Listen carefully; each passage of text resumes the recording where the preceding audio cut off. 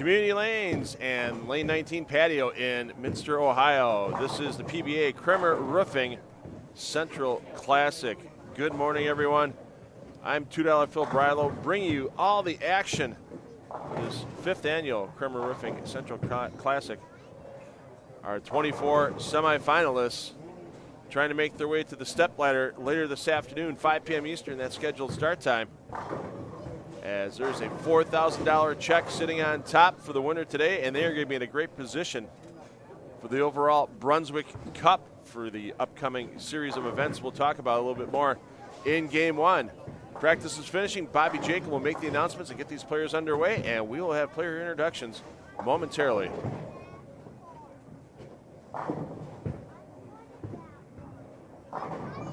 bowlers, open your practice, please. Recycle those concepts and first ball cycle spectators and fans. As a reminder, please turn off your cell phones, place them on silent mode. So there's no flash photography or this video or the sunning autograph string competition. Bowlers are greatly appreciated. Players have 8 games in the books. They're about to bowl 4 more. These 24 players will be trimmed down to 16 after these 4 semifinal games. You can keep track online as I'll be updating the scores. And we should begin the next round at approximately 1:30 or so. Okay, bowlers, when your arrows come up and you have a full rack of pins, you begin your 4 semifinal action of the 2025 PBA Kremer Roofing Central Classic. Thank you, Bobby Jekyll, man. The man's been busting tail all weekend. 3 squads yesterday, a big elimination round day today, and he gets right back at it on Wednesday with the Dave and Diane Kill Central Open in nearby Delphus, Ohio. And we'll be back with you next weekend here on the PBA YouTube channel because it's time to get cold watered. That's right. The PBA BowlerStore.com Central Classic presented by Moxie's Extra Pair. Be coming to you with 3 squads qualifying next Saturday, followed by semifinal and stepladder action on Sunday. Hope you can join us and get cold watered yourself. It's not a bad thing for while you're watching. It's the usual thing while you're bowling. Let's get you your player introductions here for this cashier's round. Your bowlers on 1 and 2, your bowler A, Michael Davidson, your bowler B, Chris Prather, and your double A, Justin Knowles, as they are attacking the 43-foot Earl Anthony pattern. Fresh application this morning. It's the only application that they're going to see all day long as they advance them round and round until we get to our stepladder. This afternoon scheduled to start at 5 p.m. Eastern time. Davidson, your leading qualifier at plus 218. Off of B squad yesterday. Knowles off of A squad, plus 204. Chris Prather, your number 3 qualifier, off of C squad at plus 176. And even as we get farther down this list of 24 players, nobody's out of it yet with 4 games this morning. And the chance to advance with your continued pinfall from round to round today. Even our number 22, 23, 24 qualifiers still have a chance if they can get out of the gates with a solid start this morning. On 3 and 4, Alec Keplinger is your bowler A, Ethan Fiore, your bowler B, and Tommy Parker III, your bowler double A. Keplinger, your number 4 qualifier, plus 173. Parker III, your 5th qualifier, plus 160. And your PBA major champion, Ethan Fiore, at plus 154. Slow start yesterday for Fiore with 199, 178, but bounced back with 4 great games in the middle of his block. 243, 232, 255, and 255 as he made his way around the 8 pairs in play here at Community Lanes. And that left him in the number 6 spot. Let's get you over to 7 and 8.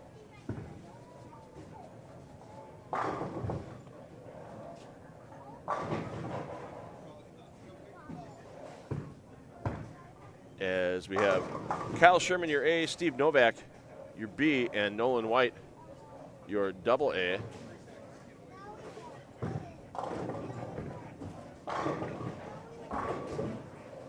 Sherman, your number 7 qualifier, plus 127. White, your 8th qualifier at plus 119. And Novak, your 9th qualifier at plus 115. Next door, 9 and 10. Graham Faz, your A. AJ Johnson, your B. Patrick Dombrowski is your double A. Boy, this sounds like it'd be a PBA Tour stop with all the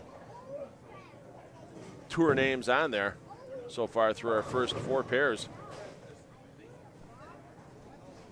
Lots of players taking advantage not only of the big prize funds this upcoming week here in Minster, Wednesday and Thursday in Delphus, Ohio, about a half hour from here, and about another 20 minutes to the west of here. The $10,000 on top for the BowlerStore.com Classic at Playmore Lanes in Coldwater next weekend. And the Brunswick Cup is a points list that encompasses those 3 events. You receive a point for every player you beat in the field. So if you win today, you're going to get yourself 68 points. Second place will have 67, and so on down the line. And whoever ends up at the top of that points list after our BowlerStore.com Classic next Sunday will receive a $4,000 bonus. Second place on that Brunswick Cup points list will receive $3,000. Third will get $2,000, and fourth will receive $1,000.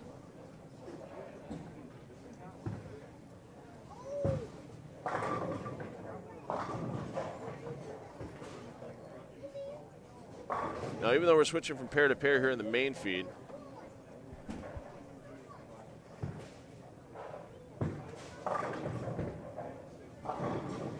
you have the ability to watch any of the pairs in play. So if you're a Graham Fa fan and you want to follow them game by game, frame by frame, here's how you do it. If you're watching us right now on a full screen on your laptop or your computer, bring it back down to the normal size.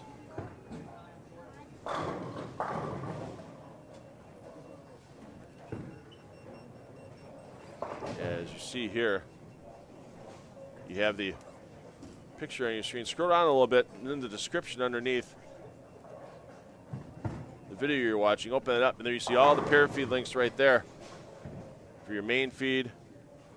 Links 1 to 4, 7 to 10. Right-click on one of those feeds, because what happens when you right-click on it is you keep us on here in the main feed. So I'll right-click right there, open up a new tab. So you keep us on here in the main feed, because what we're going to do is we're going to follow hot hands. Somebody that might be going for 300. We'll follow our leaders a bit more. Follow players that might be making a run into the cut. And then you're able to watch your favorite player from game to game to game as we go through our elimination rounds this morning. Get your order of players here on 11 through 14. On 11 and 12, Jason Sterner is your A, Zeke Bait is your B, Chandler Stevens is your C.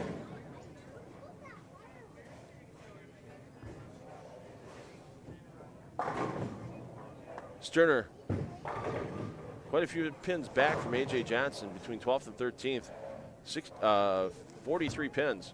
As Sterner at plus 59, Stevens plus 58, Zeke Bait plus 57. Next door on 13 and 14, Frank Snodgrass is your A, Judson Weber your B, Gage Blackford your double A. Snodgrass plus 49, Blackford plus 45, and Weber plus 32. And we'll let you see this shot here from Zeke Bait, but last night Zeke had something pretty unusual happen. You may have caught it already on social media this morning.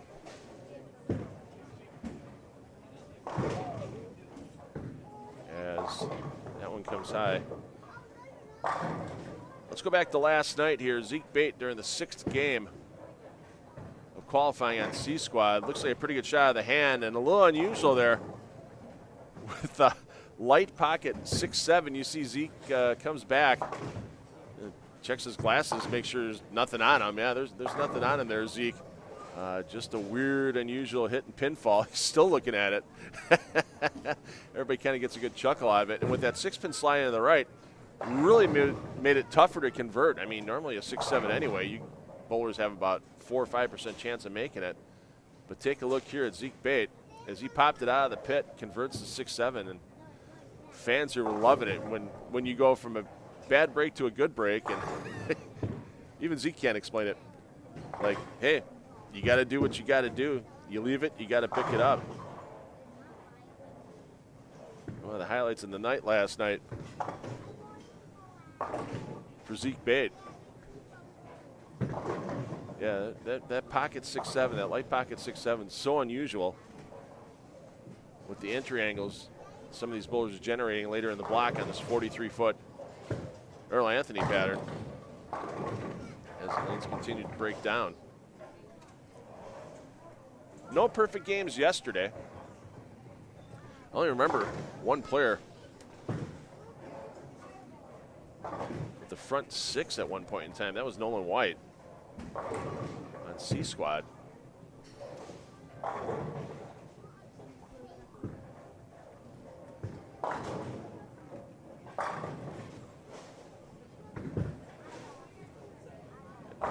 It's not a huge difference pair to pair here. The three bowlers talking to the bowlers during the practice session, they say 1 through 4 played a bit different. And 7 through 14, it was a little easier to make moves when you're moving from 7 to 14. And then 15 through 18, they hooked a bit more than the rest of the house.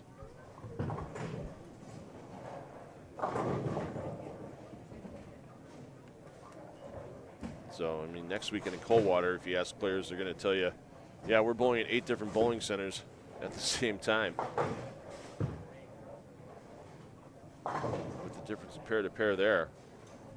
If you win that $10,000 on top in Coldwater, you've definitely earned it. And I'll tell you what, with the strength of this field here today in Minster, Ohio, you win the $4,000 top prize today, you've definitely earned it as well. Let's get to our last groupings here. These players, like I said, still with a chance with 4 games here. Cashes round and a great cover by Matt Kuba. Kuba's your bowler B on 15 and 16. I'm sorry, he's your A on 15 and 16. McCorkle of the J variety is your bowler B. Brandon Flora, your bowler double A. Next door on 17-18, your defending champion Ryan Liederbach had a huge game. Game 8 last night to sneak in the cut. He's your bowler A. Dean Vargo, another player with a big game to make the cut, is your bowler B. Xander Crouch, who bowled on A squad. After A squad was done, he thought, hey, I got a pretty good chance even with being minus because there were only 3 players plus on A squad yesterday, and they were all at least 100 over. With Knowles, Fa, and Dombrowski. Then B squad ran him over, and definitely a bit of a sweat for Crouch, but he ended up making it in. Matt Kuba is at plus 31, even after a 136 game in game 4 yesterday.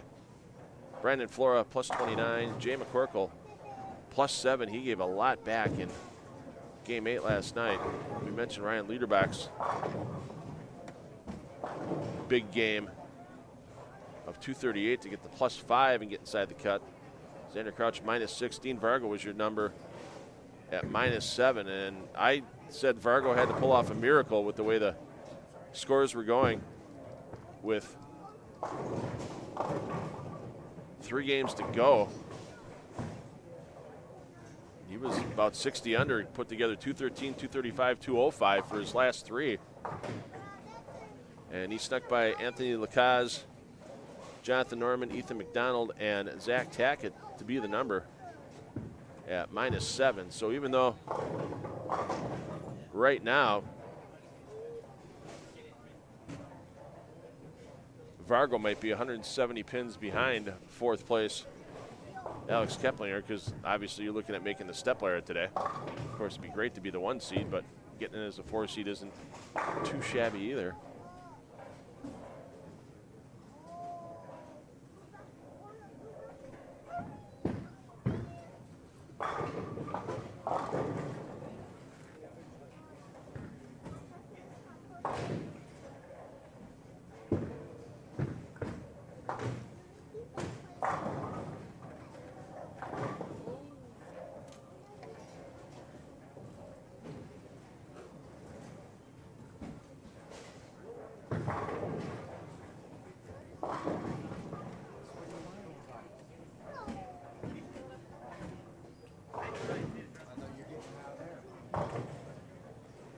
have any questions about the event, we're going to put good old Ben there in a little timeout, hogging up the chat. Drop your questions in the chat. I'll do the best I can to answer them for you. See, there's a couple of Tommy Parker fans in the chat. Let's go check in on Mr. Parker, as he's your bowler double A. Not a great start for him. The Bo Burton buzzard lands in frames 3, 4, and 5 with the 3 consecutive opens.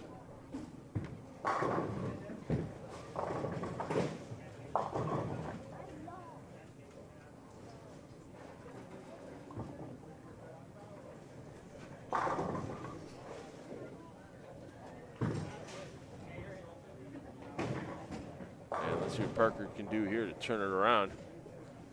Even with starting on these pairs getting 7.5 minutes of practice on the pair, 2.5 minutes per player. Nobody really starting off in big strings. There's a lot of oil in this pattern. 34.4 milliliters in this 43-foot pattern. And the overall ratio is pretty flat, 2-to-1 ratio as Parker rings at 10. We are in Minster, Ohio for this Kremer Roofing Central Classic. So let's say we're about hour 15 minutes southeast of Fort Wayne, Indiana, in the west central part of Ohio.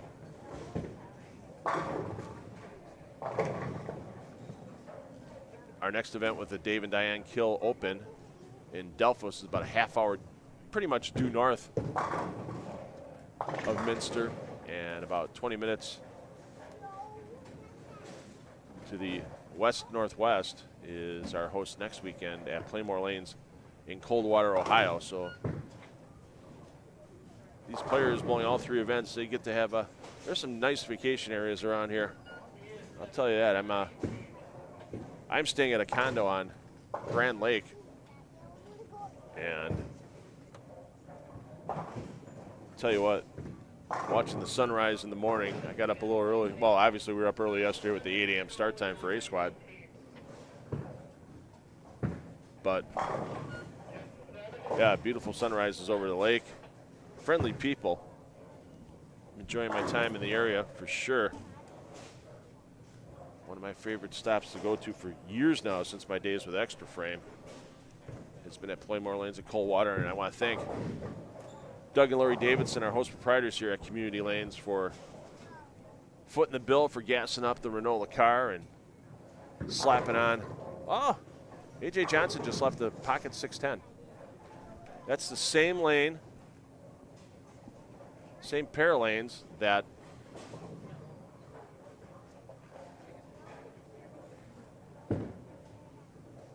Zeke Bait left that spare we saw a little earlier. Let me see if I can get us a replay here momentarily. What just happened to A.J. Johnson?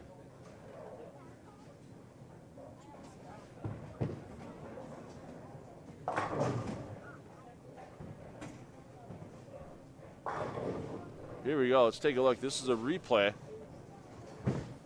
of A.J. Johnson in the 8th frame. Watch that ball online, a little light in the pocket, and just slices a 3-pin straight off. You see something barely hit the 610, but welcome to Minster. I mean, it's been a saying for years with Welcome to Coldwater. They actually have T-shirts made over there. Maybe it's time to make Welcome to Minster T-shirts with a couple of the unusual hits we've seen this morning.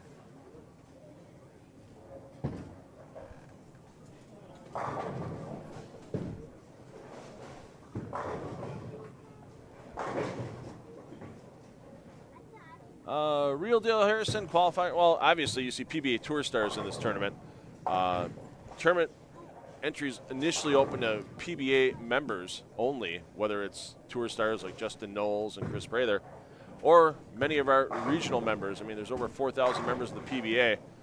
A lot of them never bowl a national event. They're the weekend warriors. They're the bowlers that come out here to all these regionals week in and week out. Make things happen. And once a certain date passes, I believe it's 5 days before the tournament starts, the entry is open to anyone that would have PBA qualifications, which simply nowadays is a 200 average for at least 2 years, and can pony up the non-member entry fee, which is $65 more than a normal PBA member entry fee.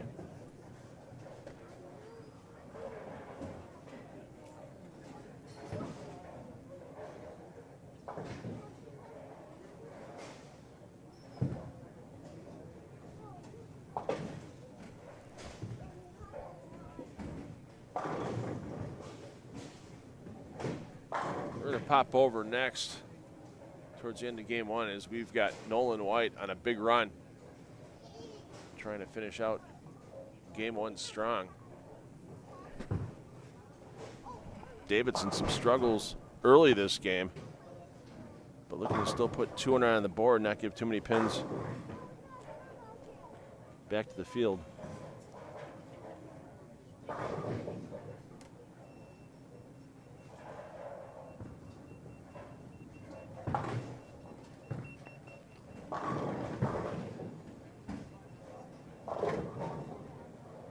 Henry, I got to agree with you on that, and it depends actually on the tour. There's some tour conditions that these players can make them look 230 easy, and they think Mark Roth pattern is usually a pretty high scoring pattern for everyone. Up Sherman shooting the spare, then we'll get back to White. This Anthony pattern pretty flat, pretty tough, and once again the differences from the 3 sections of the house, the original sections of the house here. There's a big support pole behind 5 and 6. That's why we're not using that pair. It makes it a little easier for the players to get around, move their equipment and such. So that's why it's a little unusual.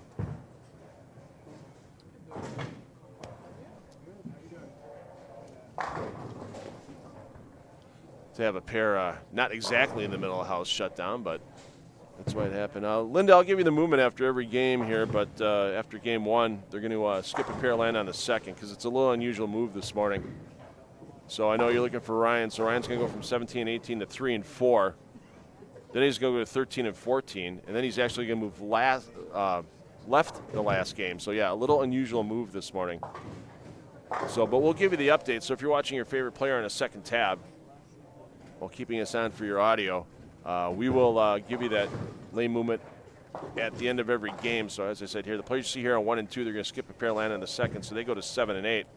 3 and 4 will go to 9 and 10.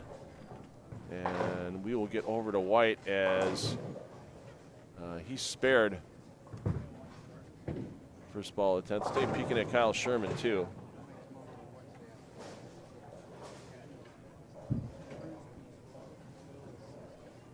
Sherman pretty consistent all day yesterday. To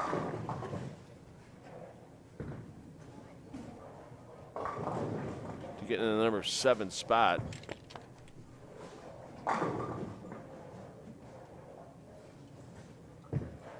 Had a little bit of he was consistent. 4 of his first 5 games were in the 220s. A little bit of a lull with 188, 198, but a big 256 finish got Sherman up to his plus 127 total.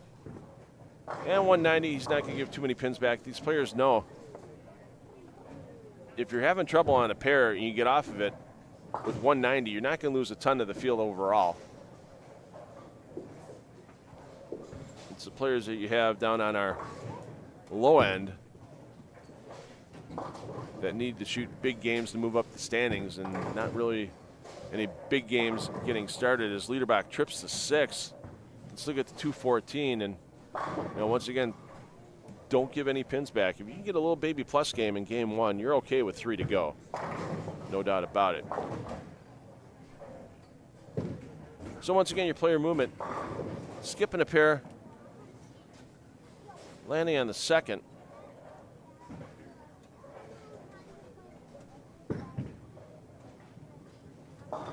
And we'll be back with the second game of this Cashers round from the PBA Kremer Roofing Central Classic Community Lanes in Minster, our host here. And we also want to thank our year-long sponsor for the 10 on the Deck Productions live streaming that the PBA YouTube channel is graciously hosting for us again. I want to thank Tom Clark, Chris Del Bene, and Jeff Goodger at the PBA for coordinating everything so 10 on the Deck Productions can stream. And I want to thank everybody at H5G Brands for the support and sponsorship. They are the official merchandiser of the PBA. Get your PBA swag, scan that QR code on your screen, and you'll be able to see some great PBA sweatshirts, t-shirts. If you live in the north, it's going to be cold before you know it. See that great PBA knit hat on your screen as well. H5gbrands.com, everything you need for merchandise from the PBA. Game 2 coming up next.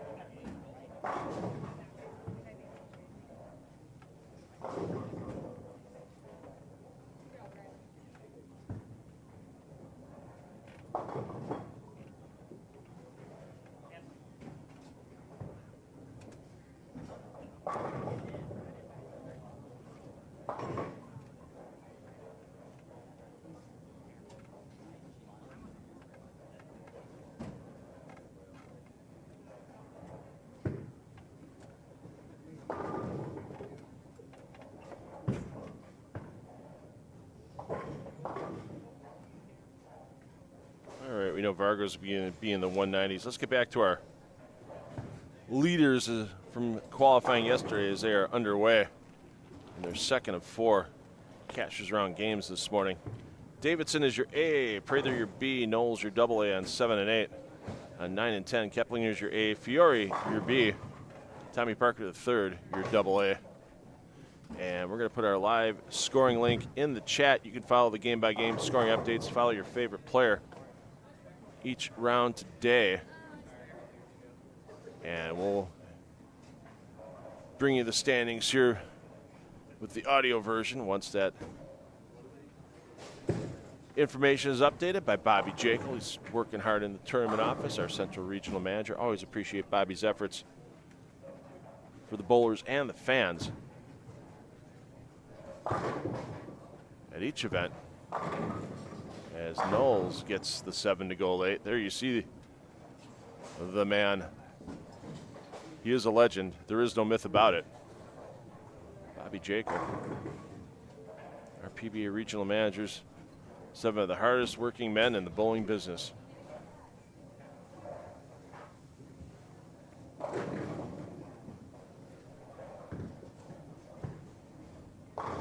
Thanks everybody for tuning in this morning. Once again, pinfall is going to carry over from round to round.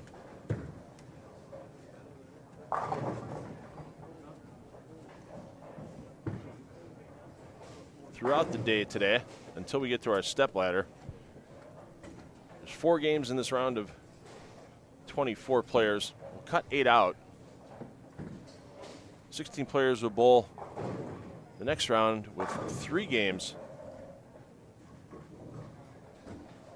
of pinfall to pile on their totals, and after we have those 15 game totals, we'll cut to our top 8. Those 8 players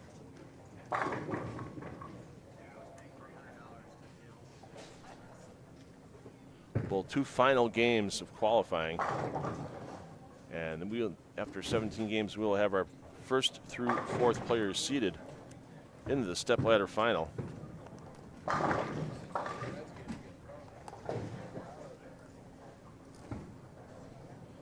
And once again, $4,000 on top today. Not a bad weekend's worth of work.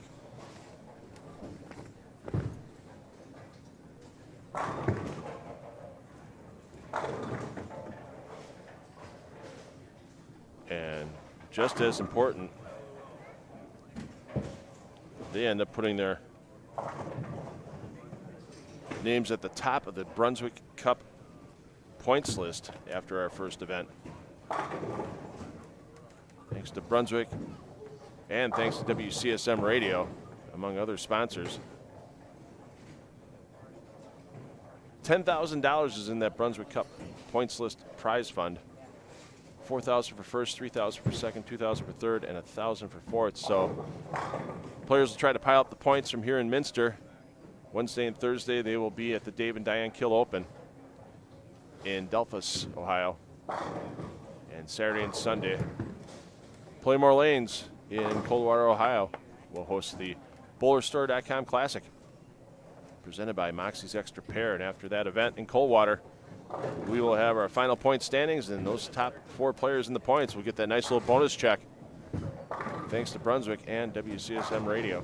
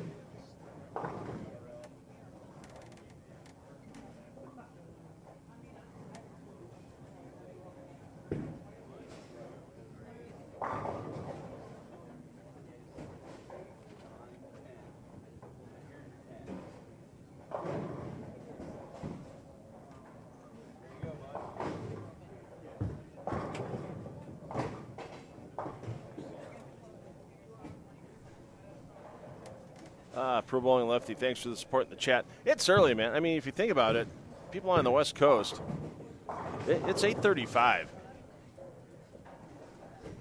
So the PBA fans out there are probably sitting out there in LA having their avocado toast and their frappy or their cappuccino. They'll get back home and start watching a little later in the day. I know I'll have a huge crowd for the step ladder night here inside the community lanes, and I'm sure we'll have a great viewing crowd as well here on the PBA YouTube channel for that step ladder final starting at 5 p.m. Eastern time.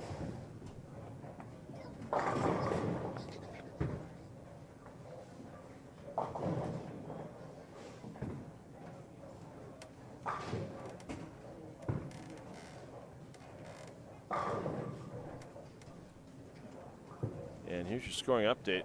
There you see Michael Davidson getting ready to face the old 24810. He's still your leader. Drops a couple of pins to plus 198. He's a pin up on Chris Prather and 7 pins up on Justin Knowles. Ethan Fiore fourth at plus 187. Bit of a drop back to Nolan White in fifth, plus 146, but that's White climbing the leaderboard. Keplinger sixth at plus 142. Dabrowski seventh at plus 139. And our hello, Minster Police. I'd like to report a robbery. Yeah, victim Michael Davidson. My goodness, that should have went sliding all that stuff over. At the 10 pin, unfortunately nothing gets there. Davidson having some struggles here in game 2. Patrick Dabrowski in 7th, plus 139. Keplinger in 6th, plus 142. Pardon me, I'll pick up where I left off. Kyle Sherman 8th, plus 117. Graham Fond 9th, plus 107. Put Tommy Parker to 3rd at that same number. Steve Novak 11th, plus 105. A.J. Johnson 12th, plus 101. Jason Sterner 13th, plus 96. Zeke Bait up to 14th with a hot start, plus 94 for Bait. After a 237 opening game this round. Chandler Stevens plus 93, another big game for Stevens. And Frank Snodgrass would be your last advancer if it ended after game 1. He's in 16th position at plus 83. And it's a big drop back to 17th right now. Judson Weber, pardon me, plus 35. Gage Blackford plus 18. Brandon Flora gets in the few pins away. Yeah, plus 6. Then we get the Leaderbach plus 3 for our defending champion. He's got some work to do over the last 3 games. I mean, that's the thing. There's a lot of players at 90 over right now. 1 or 2 bad games, and we've seen these standings jostle around. Jay McCorkle, minus 3. Vargo, minus 15. Xander Crouch gives some pins back, minus 20. And Matt Kuba, big drop in game 1. Kuba rounds out your field here at minus 22.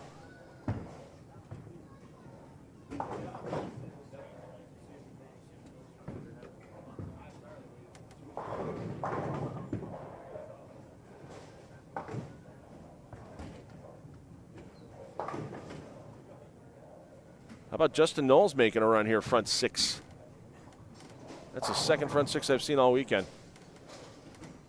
And Nolan White didn't get past it yesterday. We'll stay here. We'll keep following Justin Knowles.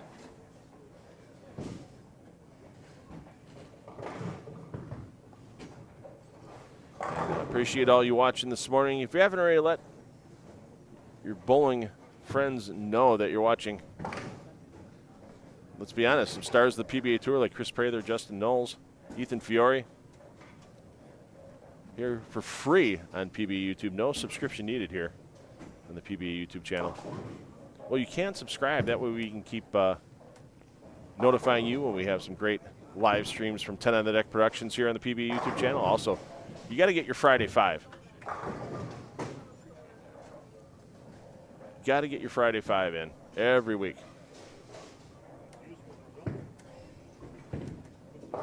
All kinds of bowling highlights. Tommy Parker is, well, right here. He's your bowler double A on lane 10.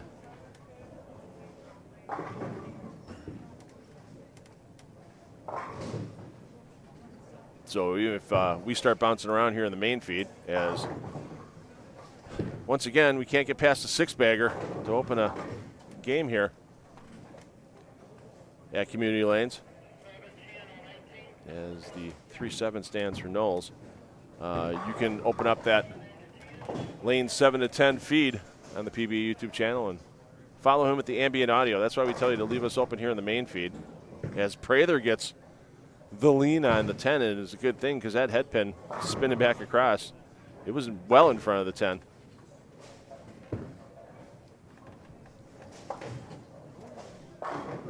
So an open frame ends the run for Knowles.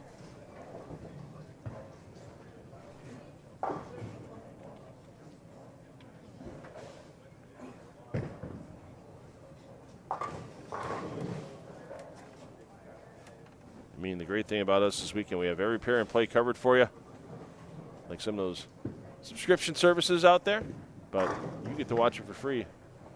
And it's not only thanks to our season-long sponsor with H5G brands. Beat the Fall League rush. Get your jerseys ordered now for your bowling team, dart team, cornhole team. They'll take your ideas, and they're great designers to help you put it on a jersey. Be bold, be creative, be original with H5G brands at h5gbrands.com. And we always have to thank our local sponsors. You know what? You can't pull an event like this off without some great community support. And Kremer Roofing, another great title sponsorship for them for the 5th year in a row. And look at all those diamond, platinum, and gold sponsors coming across your screen. Not only does it help support a great prize fund for these players, but yesterday, great buffet that the Davidsons put out here for the players and fans to take advantage of between squads of the tournament. The brats were phenomenal. I can attest to that personally. And Bobby Jekyll, he's a Wing fan, and he definitely spoke for the Wings. No doubt about it.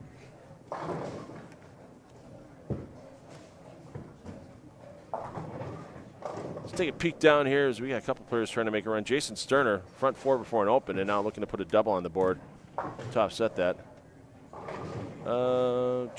Thanks for the info there, Mr. Gamma. Sometimes being the solo person in the booth, trying to look at the chat, the scores, all the pairs in play. A little tough to see every shot.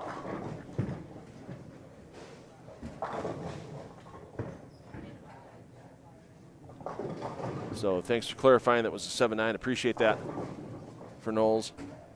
For those of you joining us for the first time, yeah, we're 10 on the Deck Productions. We're independent of the PBA, but we work with the PBA to bring you these regional live streams, and glad that they're hosting us on the PBA YouTube channel. And I am 10 on the Deck Productions. I'm $2 Phil Brylow. I'm your producer, director, commentator, cameraman, production assistant, coffee fetcher. Yeah, I do it all for you. So we do the best we can as a one-man show. I know a lot of other streamers out there, you get 2, 3, 4, 5 person production crews, but yeah, we got to make ourselves affordable for the proprietors bringing us in, because they're already paying enough to host a PBA event. And you know, here in Minster, obviously, the great sponsorship gives the players a great prize fund that draws a quality field, and we're glad to be able to bring that to you.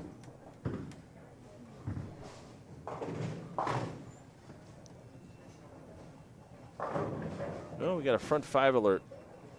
We'll watch Bait throw here, and then we'll get back up to 3 and 4s. Dean Vargo has the front 5.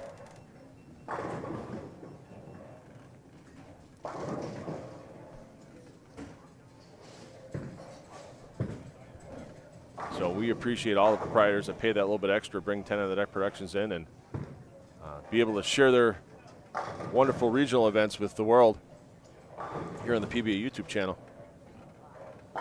Best beginning ball for beginning two-handed bowler. Dylan, find a pro shop. I am not that expert, and everybody's different. What if you're a lower rev two-handed player? What if you have more revs than Jason Belmonte generates in 3 shots on your shot? Yes, we'll get to Vargo. Yeah, always, anything when it comes to an equipment-related game, find a good pro shop person near you. And even if you don't have a pro shop near you, there's great sources out there like bowlerstore.com that can help you get, they answer emails. They can answer those questions for you, and, they can get you the equipment you're looking for, and they can even punch a few holes in it for you before they ship it out to you. So, but yeah, find a pro shop, and they can give you a lot better advice than I ever could. If I had a color commentator in the booth, maybe they could help as well. So,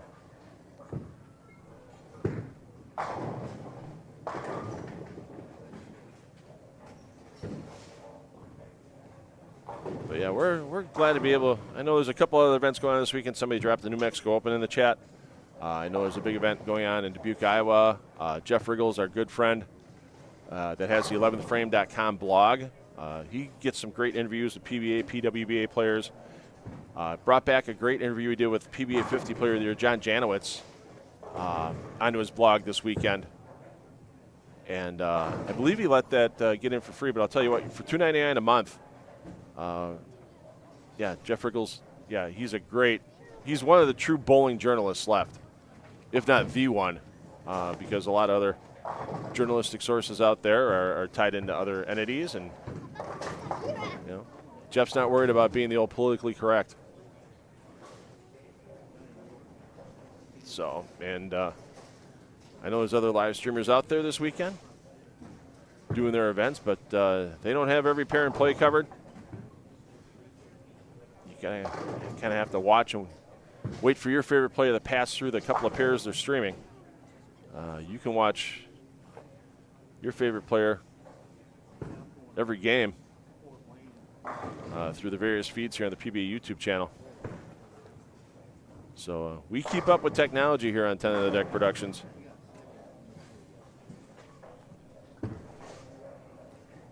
You can see here, and we'll use these shots more. It's a little tough during qualifying to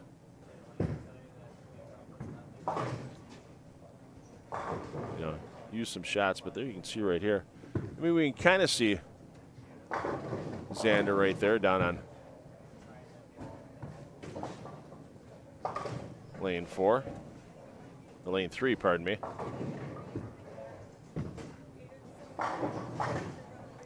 We can have some spy can fun. Hey,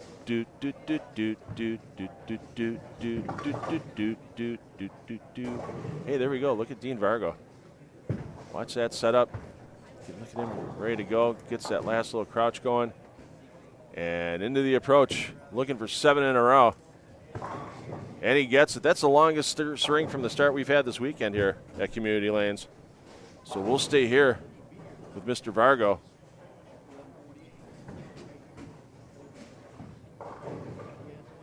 And I was going to see what Dean was doing behind the lanes, but as I mentioned before, the reason why we don't use 5 and 6, that big old pole right there, you see Chris Prather in front of it. But yeah, that big old pole, a little tough to work with on that pair. So that's why that pair is out of play for the weekend. Hey, Robin, good to see you. Good evening to you in South Africa. Glad you can make it. One of our diehards here on the PBA YouTube channel.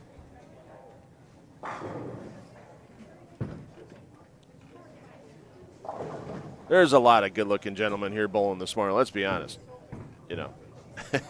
Somebody makes a comment about Ethan's glorious face. I've never heard the term Ethan and glorious in the same sentence before, so that's new to me.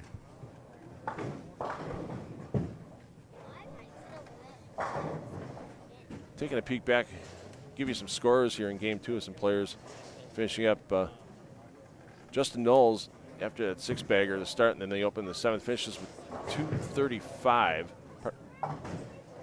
Michael Davidson, your leader, he's going to drop out of the lead for the first time in a while. He's at a finish of 181. Actually, we can peek in on the glorious face of one. Well, it's actually his glorious hair, since we're getting it from the back right now, as we see his face after he strikes. So Fiore's looking at 224. Back to Vargo, as he's looking for his 8th in a row. What do you think, Dean? I think you like it with a flush 10 back. That's a member of the Save the Sweep Club right there. No sweep, no rake needed on that shot. Just simply set a new rack of 10 pins down and we're off and running for your next frame.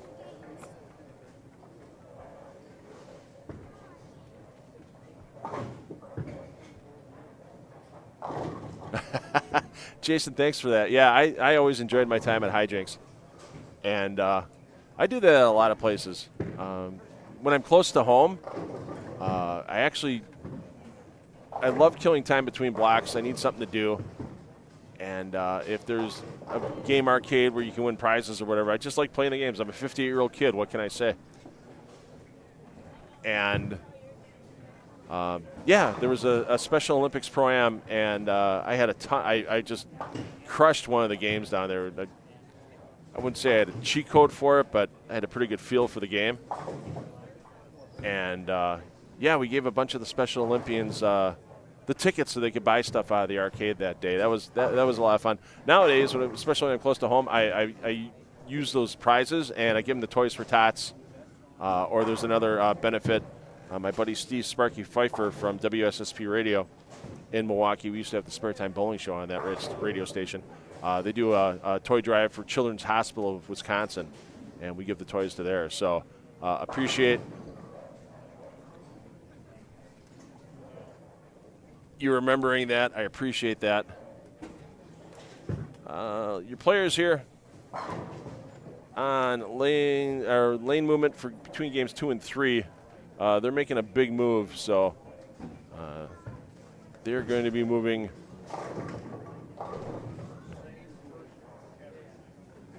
Skipping 3 pairs laying in the 4th. So the players you see here with Liederbach and company, they're moving down to 13 and 14. Our leaders will be on 15 through 18 with Davidson, Knowles, Prather, Keplinger, Parker, Fiore. So if you want to keep an eye on the leaders, go down to 15 through 18 in game 3, and that's where you'll catch them. Linda, 58. So I'm a 58-year-old kid. Ask my wife. She's 51 and she's married. She's got a kid that's 7 years older than she is. So.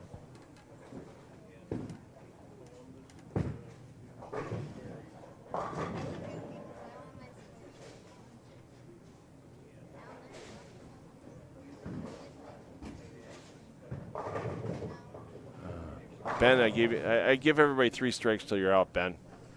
Sorry, man. I can't have you cluttering up the chat. So Vargo, front 8. And it just goes to show you how tight the standings are right now. He's in 22nd at minus 15. If he throws a perfect game here, he's going to be back inside the top 16. And he might be a couple spots into that because there's some players with some not so fancy scoreboards. Lots of numbers you can do an eye test with. And the bid for perfection ends for Vargo. But still a quality game as he has a possible 279 here in the second game. And that's going to get him really close to the top 16, if not in it. So once again, your player movement. Skipping 3 pairs, landing on the 4th. So the players you see here on 1 through 4, they're moving to 11 to 14. Our leaders are moving from 7 through 10 up to 15 through 18. And either Dr. Beeper is being paged for an emergency surgery or somebody's got an order ready at the yep, somebody's got an order ready inside of Moxie's Lounge. Somebody grabbing a little bit of a brunch here. So we've got your player movement. We've got your game 2 closing out. We'll be back for this third game of 4 in the Cashers round for the PBA Kremer Roofing Central Classic here from Community Lanes in Minster, Ohio. And it's the first of 3 events comprising the Brunswick Cup for here in Minster, Wednesday, Thursday in Delphus, and next weekend in Coldwater.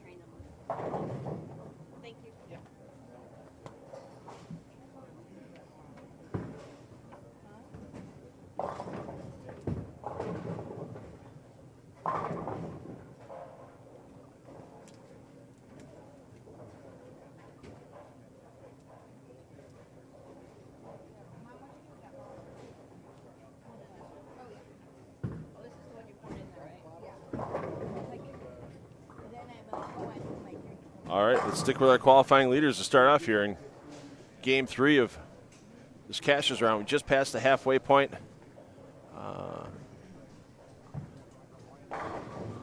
Pinfall will continue to carry over all day as we take our top 16 players from this round, and after a short break, we will continue with 3 games in the round of 16. So we're going to keep all the streams rolling during our eliminator rounds today. So you don't have to worry about starting and stopping streams. Yeah, there's going to be a little downtime, a little dead air. You may even hear some bowler chatter if you're on some of the lane pairs, if you're watching those while listening to us here in the main feed. Mike Hammond, yeah, Kyle Sherman, he scheduled to bowl all 3 events. So once again, the number of tour players in the Midwest and eastern part of the country that are bowling these 3 events, and I think they would have had a few more if players just didn't have busy summer schedules. I mean, there's a lot of bowlers that own pro shops and such, and some of them are getting ready for the fall season. We've got some players that can only make the weekend events, so it's still going to be a quality field in Delphus, no doubt about it. Chris Prather's on the roster, Justin Knoll, Graham Fa, Keplinger, Fiore, they're all on the roster in Delphus and in Coldwater. So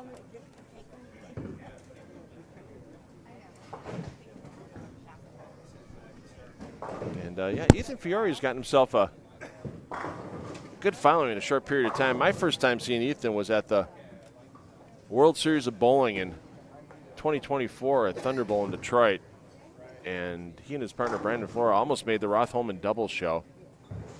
And Ethan had a couple of match play appearances as well, and that's when you kind of go, the kid's for real. And of course, making the big splash earlier this year, taking home his first PBA title and making it a major, taking on Ryan Barnes at the PBA Players Championship. Obviously, Barnes, if he's not the unanimous vote for Rookie of the Year, I don't know. I'd want those votes checked because, yeah, just a great season for Barnes, multiple TV appearances. And he's had a good year when Chris Barnes signs all of his score sheets as Ryan's dad nowadays. Barnes, though, having a pretty decent year himself. Took down a title at the PBA 50 South Shore Open, and also took down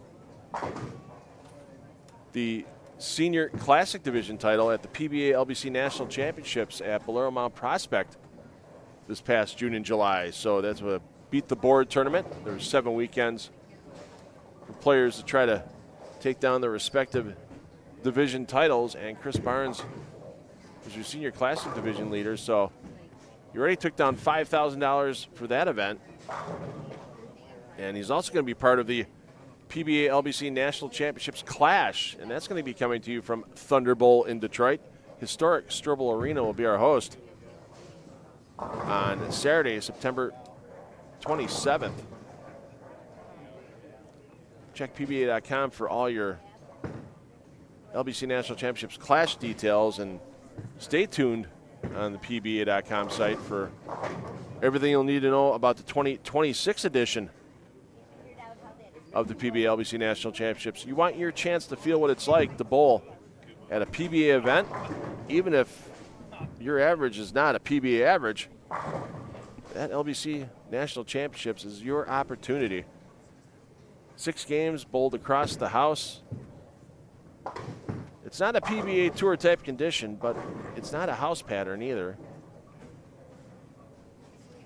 And you have to record your scores like the pros. You have to put your bowling balls that you use, the serial numbers on the score sheet like the pros.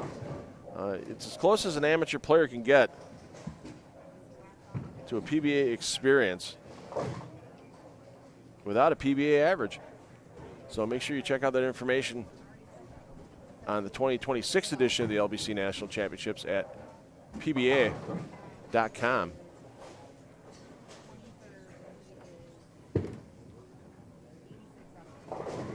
So let's get you your 10-game scoring update. Once again, I'll drop that live scoring link in the chat for you so you can go and check it out yourself. And your leader now is Justin Knowles. We saw that switch last game with a 235 game for Knowles and a game in the 180s for Davidson. Plus 226 for Knowles, plus 221 for Prather for second, plus 199 for Fiore's third. Fourth, Davidson, plus 179. Fifth, Dombrowski, 162 over. Keplinger, sixth, plus 137 over. Sherman, seventh, plus 130 over. Bait, up to eighth. He's having a good start to his day as he moves from being around 16th place up into eighth at plus 116. Let's give Nolan White that same number. Graham Fa, plus 111. Not a great start for the day for Fa. Sterner, 11th, 109 over. Novak at that same number. Parker, one number behind that at 108 in 13th. Frank Snodgrass, 14th at plus 82. A.J. Johnson, 15th at plus 76. And the man on the number right now, Chandler Stevens, at plus 73. Remember last game it was about 50 pins between 16th and 17th. It's now only 33 pins, so bowlers are getting scrambled all over the board on it, and nobody's safe. Even a player like Zeke Bait up at plus 116, he could be out of the top 16 with a bad game and a good game from a couple other players. So Flores 17th at plus 40, Vargo 18th plus 39, Weber 19th plus 30. Liederbach, our defending champion, in 20th at plus 17. He's going to need a huge finish to see any more action and try to defend the title. McCorkle 21st at 7 over, Gage Blackford plus 5, and two players in the minus, Matt Kuba minus 13, and Xander Crouch minus 59 rounds out your field here in the cashers round.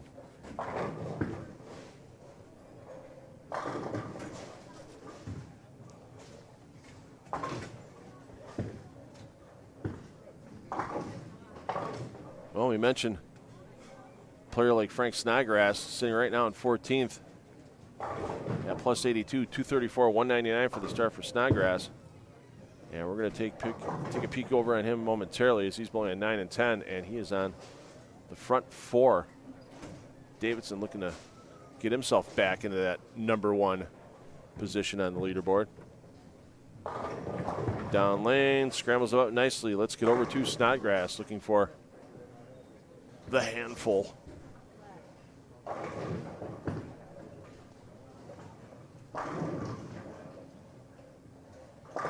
There we go, front five for Snodgrass as he tries to secure his spot.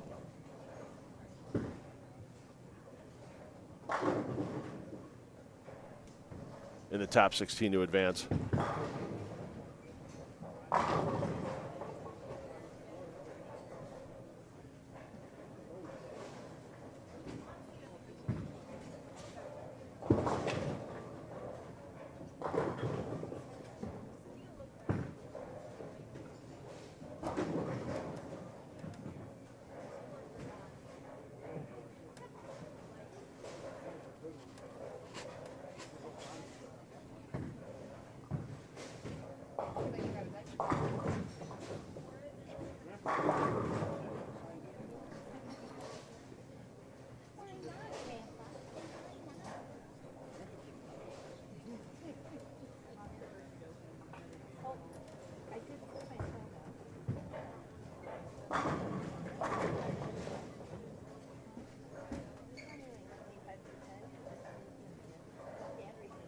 Zeke Bait, he's made a nice run up the leaderboard this morning.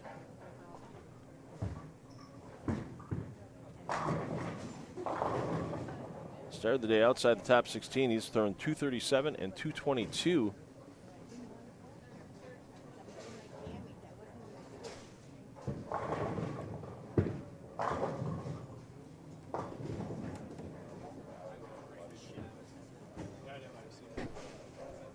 And looking here for his first double of game 3.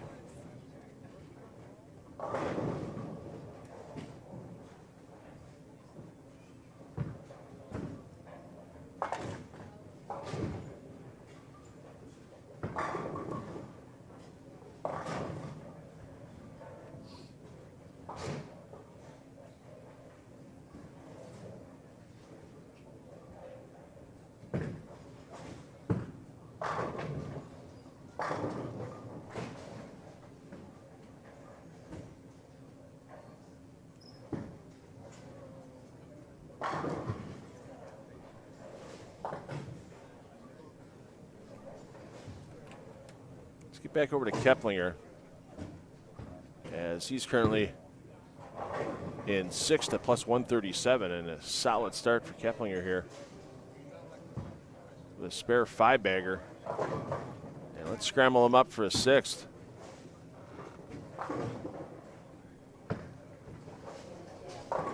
Knowles, your leader, having some struggles here in game 3. Pacing 190. We'll give you the radio call on Snodgrass. Snodgrass up, actually. Snodgrass a couple times this weekend, he hasn't liked the feel of the ball in the downswing, and he just manages to stop it at the bottom and bring it all back. He's chatting things over with his wonderful wife, Jordan. He's been here being the moral support and the extra set of eyes for Frank this weekend.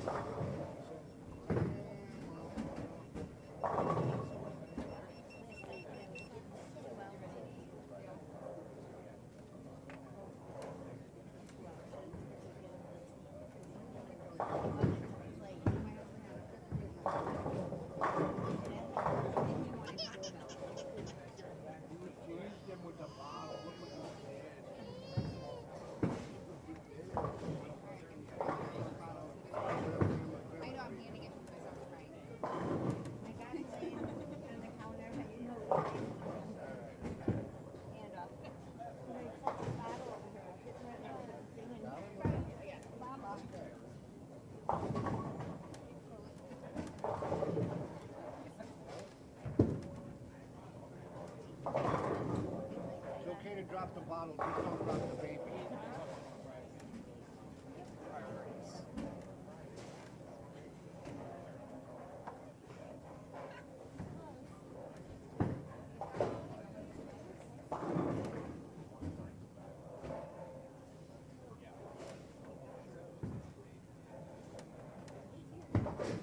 So Snodgrass keeps it rolling. Now he's going to be looking for number 7 as Sterner, Snodgrass, back and forth. Who's going to go? Sometimes with that dead pair, and Sterner's going to defer. Sometimes with a dead pair around players, they still use the double jump rule, which is basically, if you're not familiar with it, you let one player on the pair to your left and pair to your right go before you take your turn. And sometimes with the dead pair in play, as Snodgrass 2-4, 8-10 ends the run. Sometimes players count the dead pair as, you know, you got to look over at 3 and 4. Other players just go, okay, nobody there. Let player to my right go. Then it's my turn to go.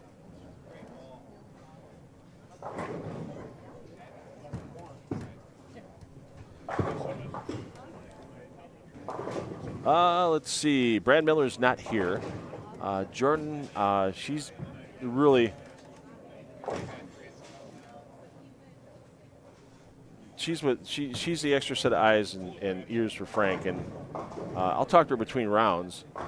But during this time, no, she's here as support for a bowler. So she would, I guarantee you, she would gently tell me no. Honestly, right now, it's the players in the field. It's a lot of fans, and you know, if there were bowlers that were cut from the field last night, there's not really any of them. I'm looking around, and I really don't see bowlers in the building that aren't on the lanes. So, and to be honest, the action during these eliminator rounds and such, it's pretty fast and furious. And you know, if I had oh geez, that's a terrible break. The Ripper 710. I'm the one-man production crew. It's not easy to talk, keep an eye on bowling, and then try to hold a conversation at the same time. we want to make sure you're seeing all the bowling that's going on when somebody's got a hot hand like we had with Snodgrass here. You know, he had a great cover, and I was looking at other things, and I missed the cover. So, yeah, as much as it would be great to do, I wish I had another person to help out. But then, you know, people cost money. You got to pay somebody to work with you, and I really don't want to take the prices up for the proprietors any more than I have to for my services. You know, and to be honest, you know, it's a labor of love for me. I'm not driving a Cadillac off of what I make on bowling live streaming. So I do this for the love of the game, to make sure people see these great PBA regional events, and especially because, I mean, there's 4,000 PBA members, less than 150 to 175 bowl national tour events every year on a regular basis. Some, obviously, you got the Masters and U.S. Open that people try to go out for. And then for the senior tour, there's a couple of hundred of them. Most of our PBA members are regional players. Hey, a little tease on the 7, but does not fall. So Dak, yeah, I've got too many other things to focus on, unfortunately, being a one-man crew. So sorry if you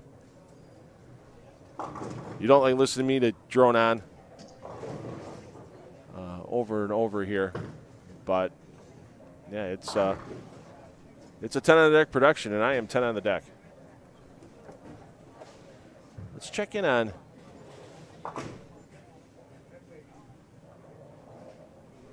our players over on 9 and 10 is A.J. Johnson. After a rough start,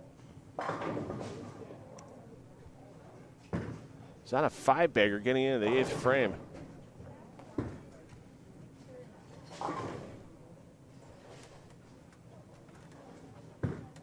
Johnson currently 15th at plus 76. He's only has a 36-pin cushion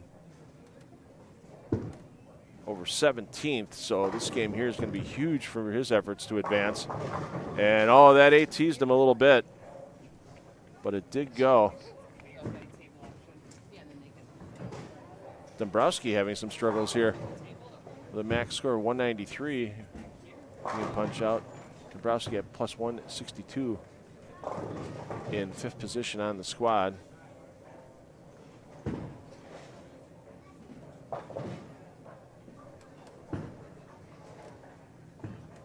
right, let's check in with our leaders quickly over here as Davidson looking to take the lead back from Knowles. Knowles, after a rough start with it, open in the 5th. Looking to finish out in the 2 teens with a punch. Keplinger, great game. He'll move up the standings. Some struggles for Tommy Parker the 3rd. And Ethan Fiore having a solid game as well.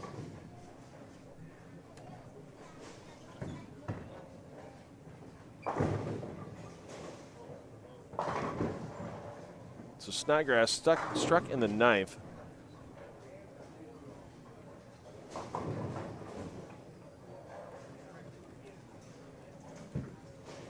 We'll get back for his 10th frame. We'll get back for A.J. Johnson for Johnson's final 2 frames of this 3rd game.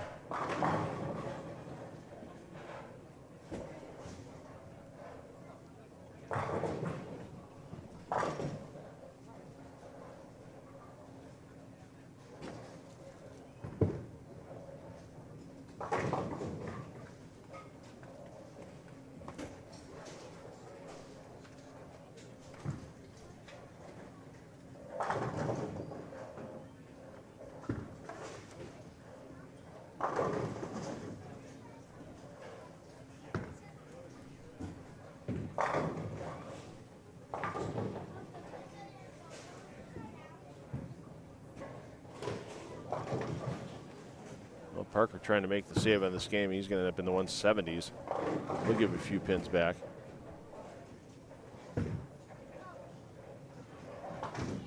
Prairie, another, even if he doesn't strike here a game in the upper 190s, he's not going to lose a lot to the field. Let's get back to Johnson. Looking to pile on that 6-bagger with a 7th.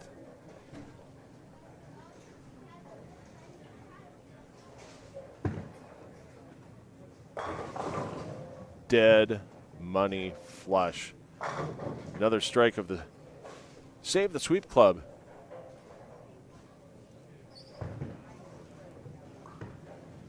Kyle Sherman having some struggles in this game. Nolan White in the 200s with a decent count. This ball max 212. Graham Fa trying to stop the slide backwards as Fa's gone back to 10th. And Dombrowski's going to slide a few spots as well. Dombrowski was 5th at plus 162. He's given a bunch back here.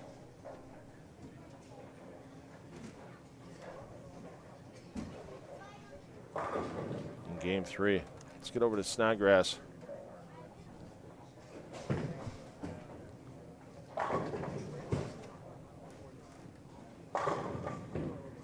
Looking to put the unusual 276 on the board. Of course, making it 248-10.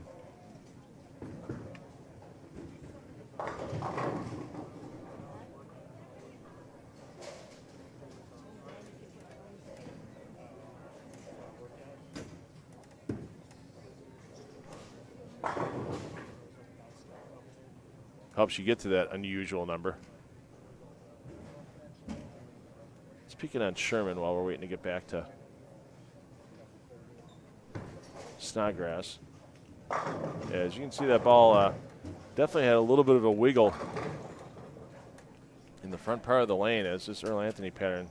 There's enough oil piled up in the front. It takes a little while to get through it before the fronts really start going away. We didn't see anybody really lofting gutter caps or anything last night by game 8 of qualifying. But the right-handed players definitely had the ability to get left as the pattern changed. And really the lefties weren't affected that much in their landing area by the right-handers. Usually that can be the case on some of these longer patterns as the righties migrate left. And another great toss there by Snodgrass.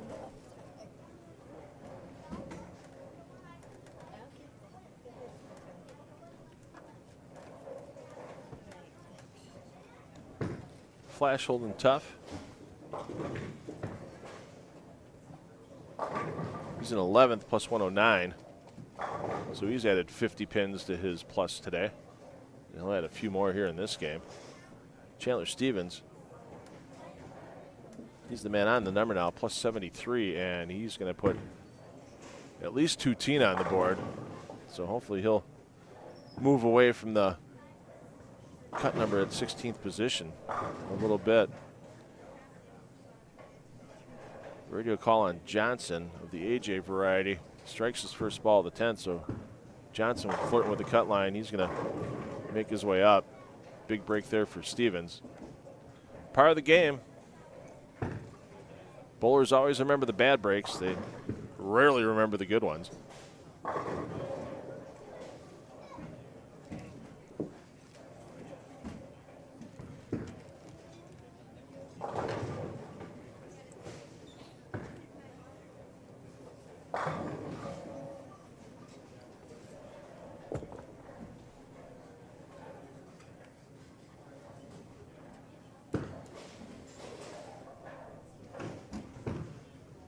So Johnson looking to get to 257, not going to happen, but still in the 240s.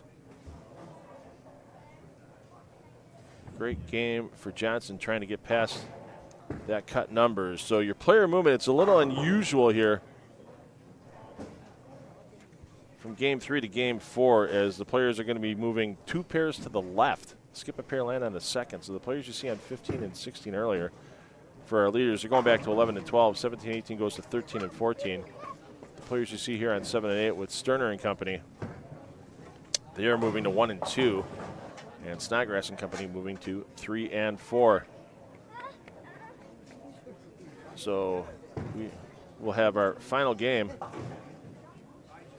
of Cashier's round before we cut to our top 16 coming up next after player movement. And once again, I want to thank our season-long sponsors with H5G Brands, the official merchandiser of the PBA. Check out all the great PBA stuff. Hey, get your Christmas shopping list ready. It's not too early. I was at a hardware store the other day, and they already had Halloween stuff out. Scan that code and take you right to the page to get your official merchandise of the PBA at h5gbrands.com. And once again, I want to thank all of our local sponsors. Of course, our title sponsor, Kremer Roofing. To go with our diamond sponsors, platinum sponsors, and gold sponsors. See scrolling off your screen here. And numerous silver and bronze sponsors posted inside community lanes here in Minster, Ohio.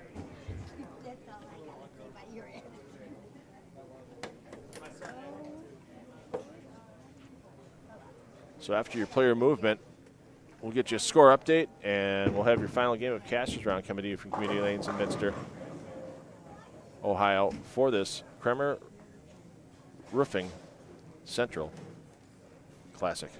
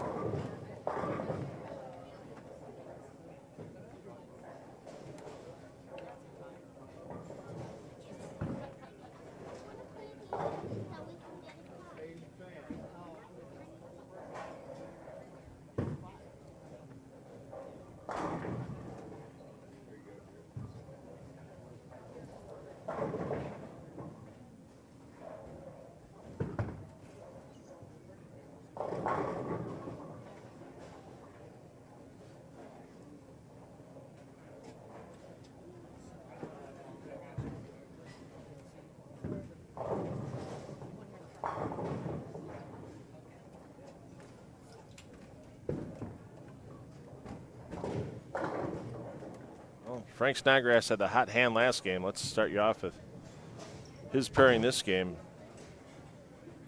with Judson Weber and Gage Blackford. Next door on 1 and 2, it's Sterner, Bait, and Stevens.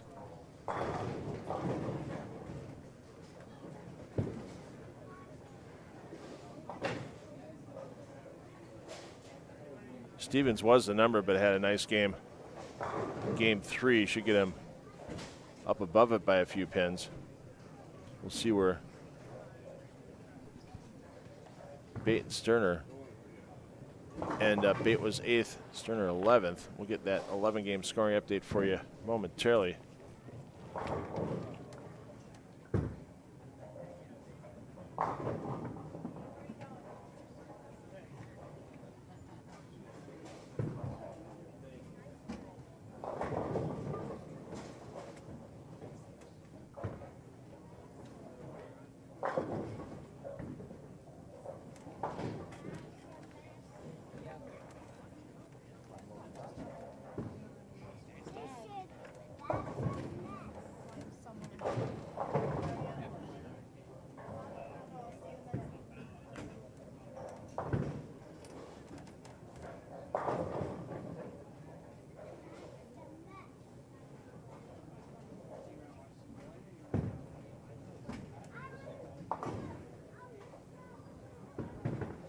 All right, got some housekeeping in order. Let's go back and check out the chat here. Let's see, Ashley, hello. Dean Vargo's hanging tough. Is this pattern a recipe on a pattern taking urethane out? There's been plenty of urethane out there all weekend long. So I would say no to that. Some players maybe didn't like their look or used it only early, that type of thing. But no, it's definitely not a defense against urethane with this Earl Anthony pattern. Plenty of players have used it, especially on the left side. We've seen a lot of lefties stay in urethane all block long. Righties we've seen start with the 8-game qualifying blocks yesterday. Players started with urethane early and then migrated to resin. So, for my slightly educated look at this, as we got a deadwood clear that needs to be done. So let's get back to our leaders here.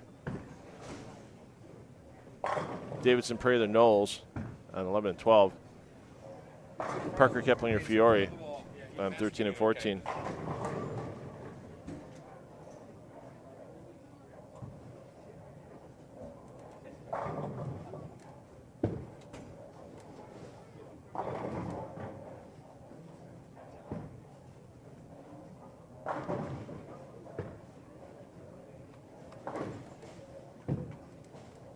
So once again, even though there won't be any action on the lanes for a little bit, as all the scores in the cashers round are verified when the players turn their score recaps in, and we get our field set for the round of 16.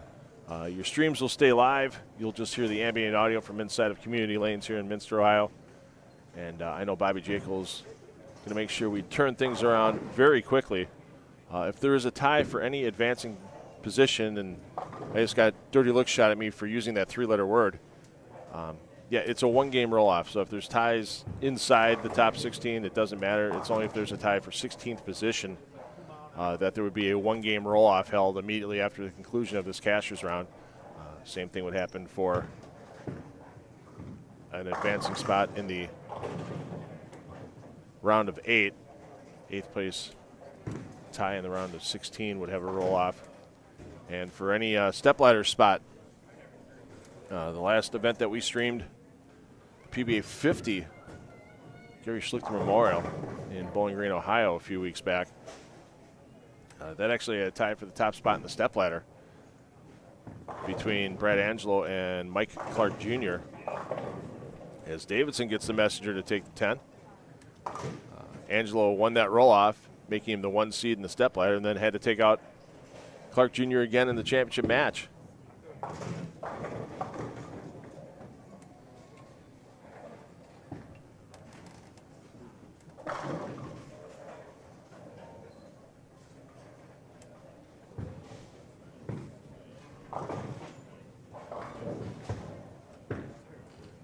So for some players, this will be their last game of competition today. 8 of those players to be exact. 16 players will be moving on.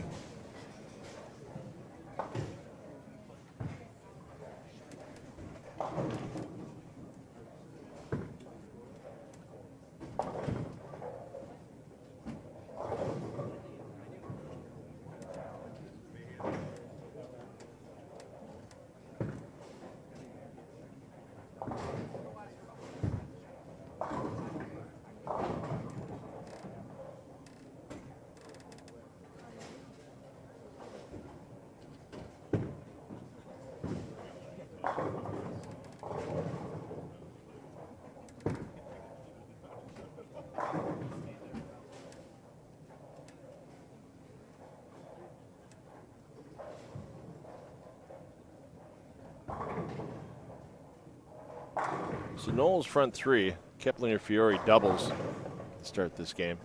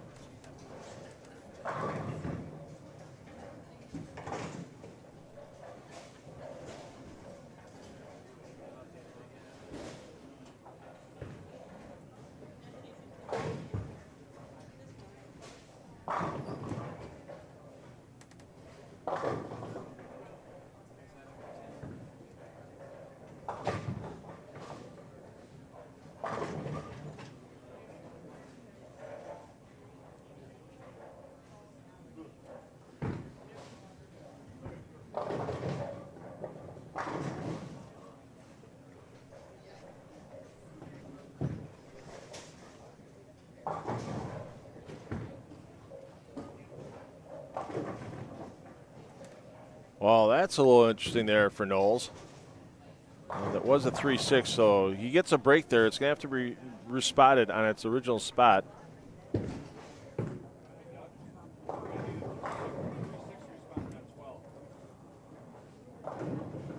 So, yeah, otherwise that could have been trouble there for Knowles, as that 6-pin slid so far to the right that it would have been choppable even with hooking into it. Let's go up to our players up on 15 through 18. We'll do that after Fiore tosses here, as we're going to be waiting on that respot for Knowles. So these players here are going to, I'm sure, hold up. Last thing you want is a rake dropping in front of you while you're walking to the foul line, as Fiore with a great toss. There's his front 3. Kyle Sherman, front 4. He'll be looking for the 5th momentarily. A.J. Johnson, who we saw with a solid game down on 3 and 4 last game, looking to put his first double on the board here in game 4. So here's your 11-game scoring update. Your new leader, Chris Prather, at plus 224. Keplinger second, plus 193. Sterner way back at plus 123. So some players starting to struggle out here. Steve Novak up in the 4th, plus 122. A.J. Johnson up in the 5th. He was 15th. And that big game in the 250s got Johnson, pardon me, 240s. 243 got Johnson up in the 5th at plus 119. Oh, hold on. It's not a complete scoring update yet. My apologies.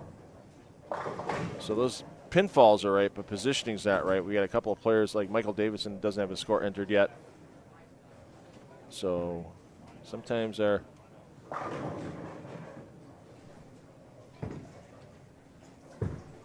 standings updates before the full scoring is entered. So we'll be waiting on that.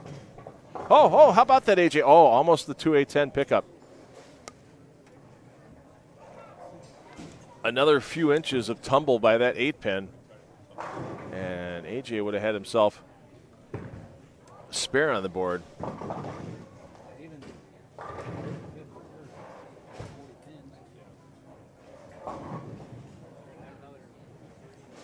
All All right, now we got a full 11 game update.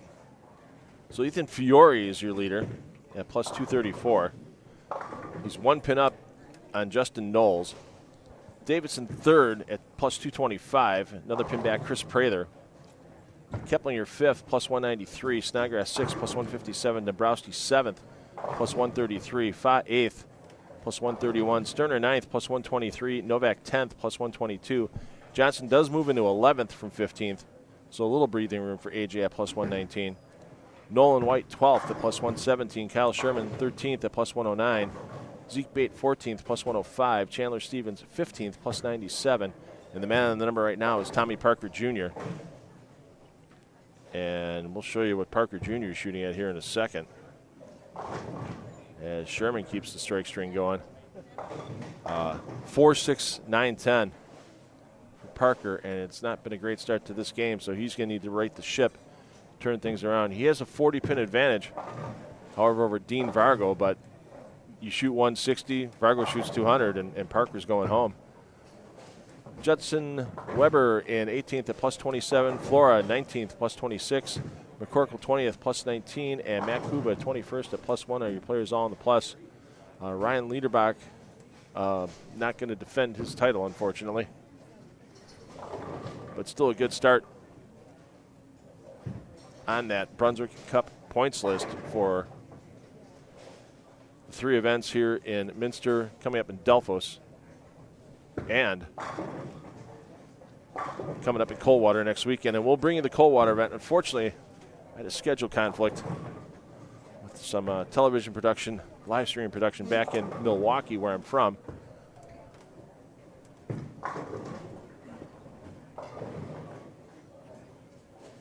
That will preclude me from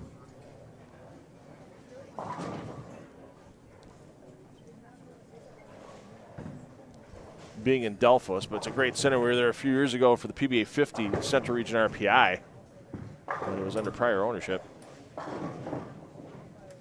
Only bowling center I've ever seen that had sponsors on the garbage cans. There was an local auto body place in Delphos that sponsored the garbage cans in the bowling center. It was a beautiful thing.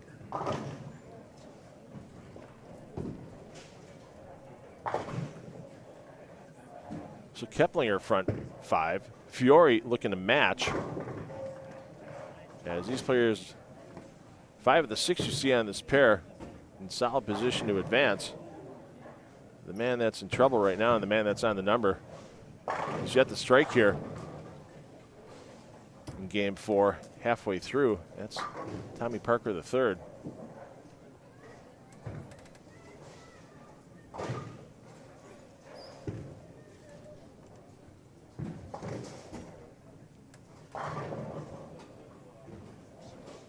So Vargo, Weber, Flora, and McCorkle are all going to need big games.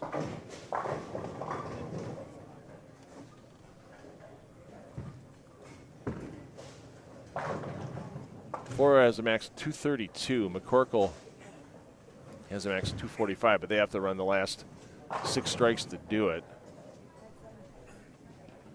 Kuba's at +1. Yeah, Kuba can get to 244. That's not going to be enough. There's too many players between him and the number.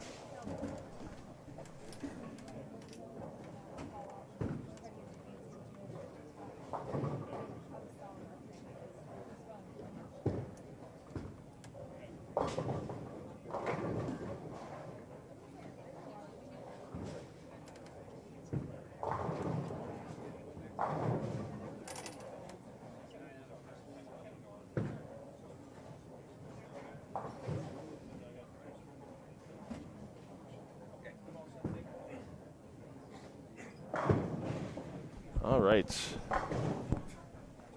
So Fiore with the open. Keplinger keeps piling on.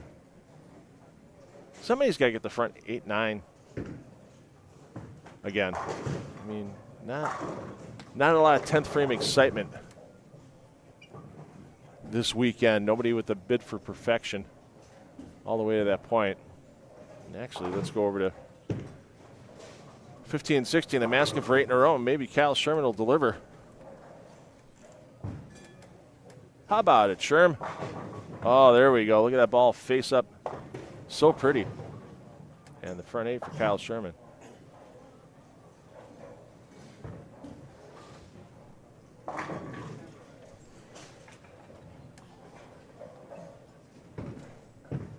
Dean Vargo is on 9 and 10. And Vargo double, 2 spares, double. So don't count Vargo out of this yet, even though he's 40 out of the number.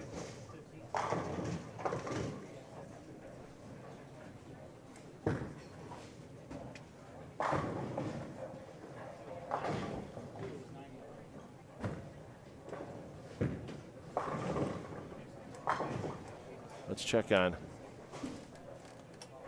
Judson Weber. He's your bowler B on 3 and 4. And yeah, Weber's not going to have enough. And hey, Chandler Stevens, yikes. He's having a disaster game right now.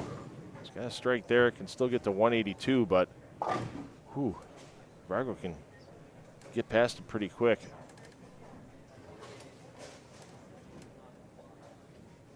Zeke Bait having an okay game. Double, staying clean. Sterner, 3-bagger staying clean. So we'll see those players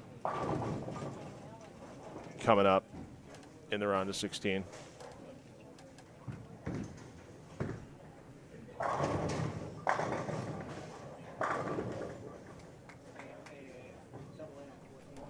So Brandon Flores still with a chance for 243. So don't count him out yet. How about Keplinger? Front 7? Yes, indeed. Let's get over to Sherman. Let's get the crowd excited here this morning inside of Community Lanes. Let's get somebody going in the 10th frame with a chance for perfection. Oh, are you kidding me? Wow, solid 9 for Sherman on the front 8. That'll make you rethink your choices in life. And Johnson didn't like it and almost got a strike out of it. Yeah, Tommy Parker III, it's looking like day over for him. Gets one to go there, but 2-0 with 6 more strikes. Yeah, he's got his work cut out for him.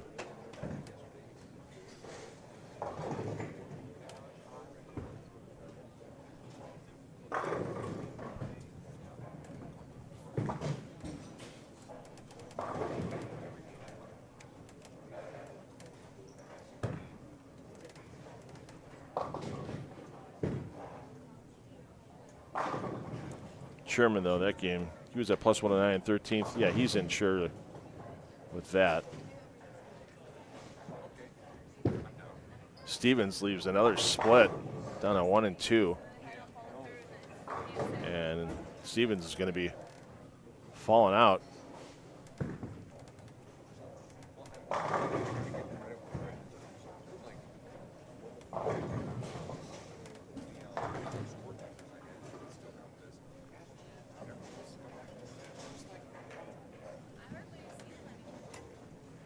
Keplinger looking for the excellent 8th in a row. Oh, get to that 10 pin. Doesn't happen.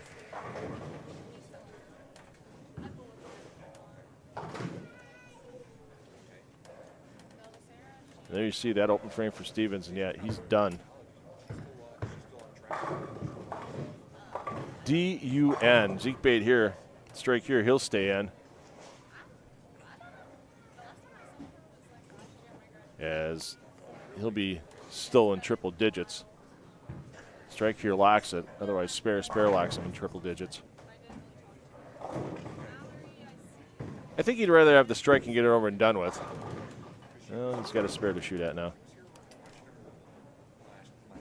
Back to Davidson. Solid game. He's relinquished the lead, but he's still on the top 3. And hey, there's still 5 more games to get to the stepladder after we're done here.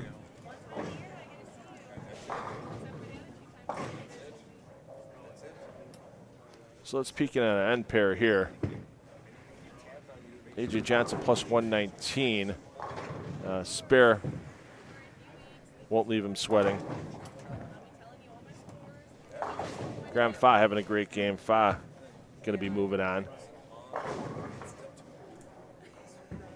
Nolan White moving on. Kyle Sherman moving on. Steve Novak moving on. Dombrowski keeping it clean. We'll see him next round.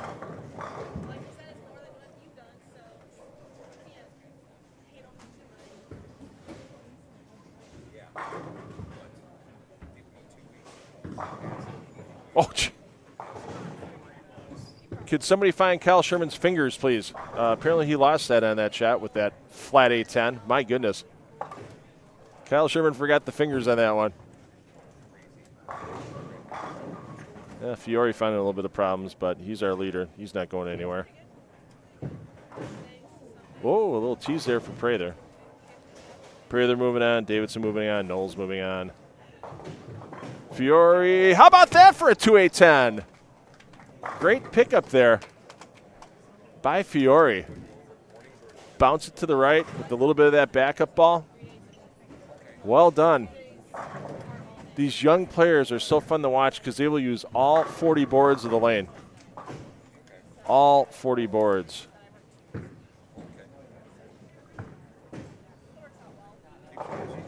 So Parker, I mean, it's a must-strike situation here for Parker. He's at plus 85. We'll check in on Vargo and company.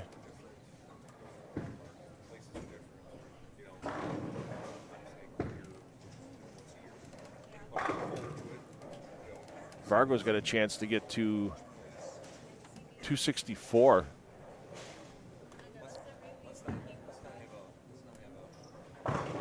There you go. Let's get to Johnson. He's already got the first strike in the 10th, so he's going to move on as he'll be over 200.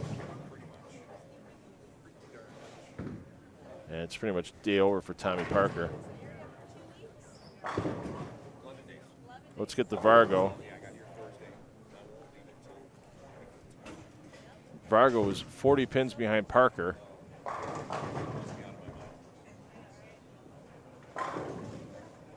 With Parker maxing in the 180s, Vargo stays clean. And he's past Parker.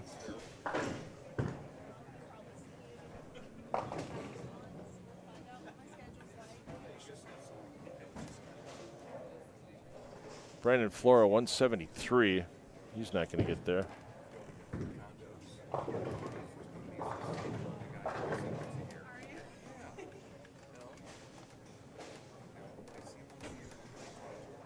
McCorkle, 194. Kuba with 223, not going to be enough. And as we mentioned here,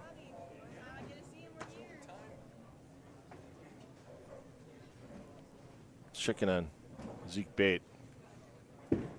Yeah, Zeke's going to be in.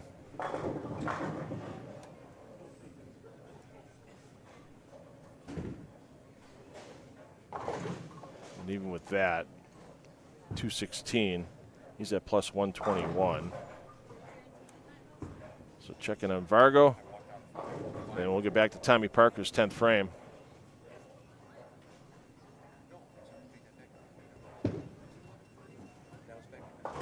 So Vargo Smart gets one over to Parker. Parker can get to 188. That's minus 12. Oh, how about that for a huge break on the 2-pin? Rolling out.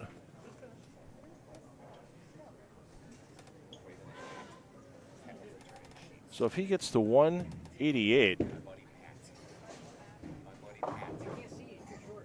Vargo has to go double 9 in the 10th to get past Parker by a pin. So we got a little drama here for our last advancing spot. You're in. You're in easy. Parker and Vargo.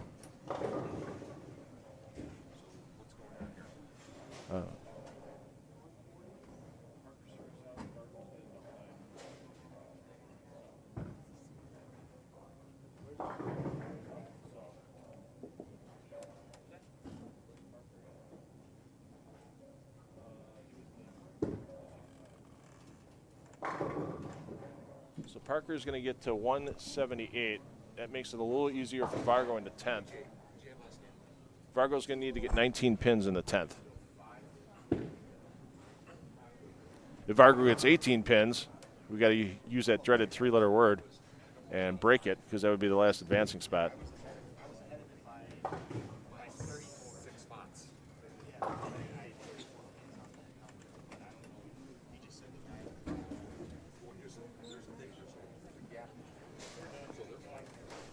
So there you go, 178, so 22 off of Parker's. It's plus 63. So there's going to be a bit of a gap between. And Vargo's going to have to make this. Vargo is going to have to make a 4-7-10 and then get 9 pins to advance.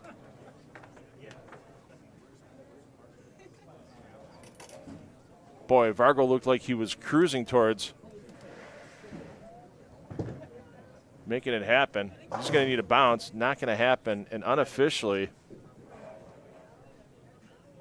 that is going to leave Vargo short by 9 pins at plus 54. Unofficially, Tommy Parker III is your number at plus 63. So in no particular order, your top 16 coming up in our next round for 3 additional games of pinfall piling on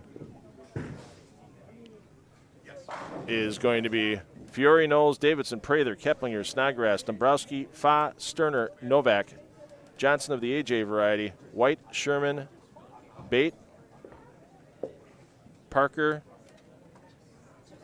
and pardon me, Chandler Stevens fell out. Stevens fell out, so Vargo is in. Pardon me. I just got a score update, so once again, juggling everything. So unofficially, I have Vargo at plus 54. Yeah. If I can find a place. Yeah, right.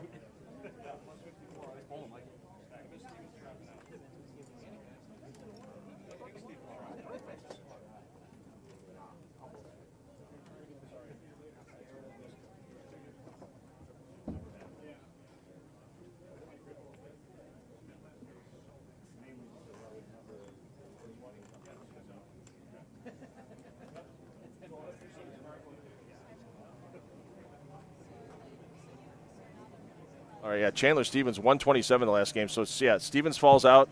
Parker stays in. Vargo moves in at plus 54. That concludes our 4-game semifinal action in 2025 PBA Kremer Roofing Central Classic.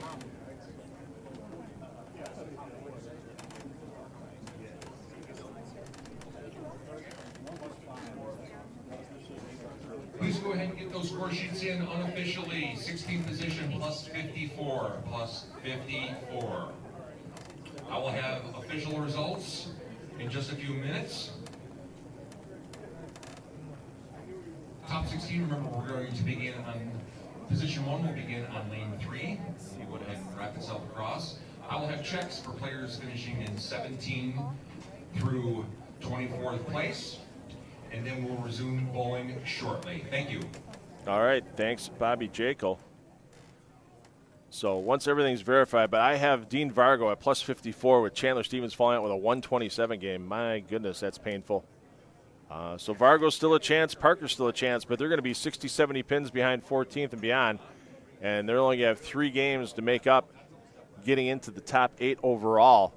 So the stream's going to stay live. We got some maintenance work we need to do here in the booth, along with getting the scorers ready and getting the bowlers ready for that round of 16. So you'll hear the pinfall start. You hear the Bobby Jekyll announcement when that comes back. So you're going to have yourself a good 20 minutes or so, 15 to 20 minutes before practice starts as we get everything verified and the bowlers reassigned. So enjoy the ambient sounds and beautiful sights that we'll be switching around to in here inside of community lanes, as we'll be underway with that round of 16 coming up momentarily. There's the man in the blue that is unofficially the number to advance, Dean Vargo at plus 54.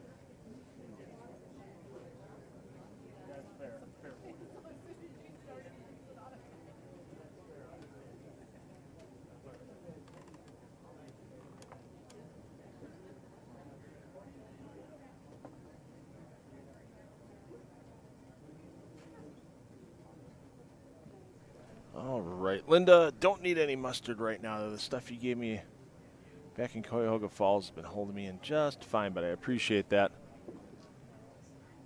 Let's see if we have our final update for our cashers round for the scoring. Not as of yet. So 24th place was last cash, so no, if you, normally the PBA payout's a 1 in 3, but with all the great sponsors we've had here this weekend, the pay ratio even better than 1 in 3, as the top 24 out of 68 entries were paid. And, you know, we got to thank our sponsors. Locally, you see all of our diamond, platinum, and gold sponsors for this PBA Kremer Roofing Central Classic. Numerous silver and bronze sponsors posted in the center as well. One of those silver sponsors, Playmore Lanes, where we'll be next weekend for you here on the PBA YouTube channel, with the PBA BowlerStore.com Classic presented by Moxie's Extra Pair. And that's going to be the third and final event of the Brunswick Cup presented by WCSM Radio. $10,000 on that points list for the players available for those PBA members that bowl all 3 events. Finishing the day here in Minster, Wednesday and Thursday for the Dave and Diane Kill Central Open at Delphos Recreation Center in Delphos, Ohio, and then next Saturday and Sunday for that BowlerStore.com Classic presented by Moxie's Extra Pair at Playmore Lanes in Coldwater. Also want to thank our season-long sponsor for 10 of the Deck Productions that helps us out with our PBA Regional live streaming in conjunction with the PBA YouTube channel. And that's H5G Brands. Beat that fall league rush. Get those jerseys ordered now. It doesn't matter. It doesn't have to be for bowling. I have friends of mine that have it for darts, cornhole, golf, tiddlywinks. They can make a jersey for you. And if you're like me and not overly artistically inclined, but you have a great idea, they're phenomenal designers at H5G Brands. Will bring your idea to life. They'll help you be bold, they'll help you be creative, and they'll help you be original at h5gbrands.com. And once again, round of 16 action coming up. Once scores are fully verified and players are reassigned to their lanes, we will keep your streams rolling here. Enjoy some ambient audio. Turn those speakers up, as I will not be talking until the first ball of practice is thrown. You hear those bowling balls hit the lane, you know it's time to come back and watch here at the PBA Kremer Roofing Central Classic.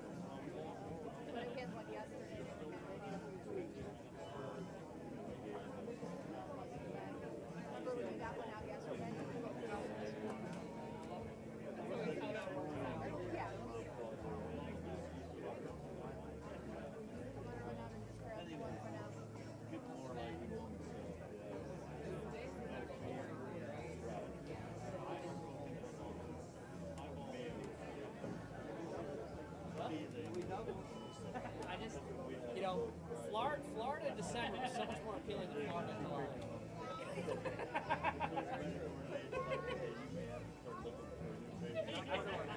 What? I want to go back on there. No. I mean, it's not much better here.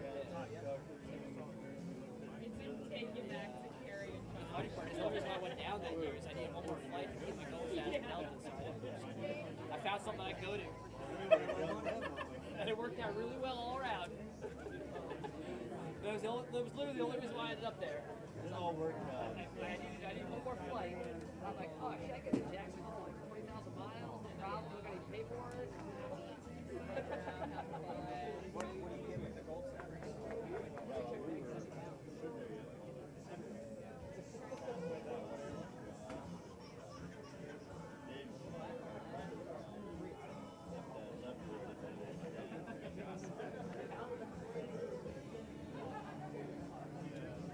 Guessing John is going overseas now? Overseas, track miles, and FPDs up there. That's where he's going. Gas prices stuff up a little bit. good party. I think they were in bed by 9:30. That's the only thing. Right up into the When I went to Sweden, Finland, in January, it wasn't too bad.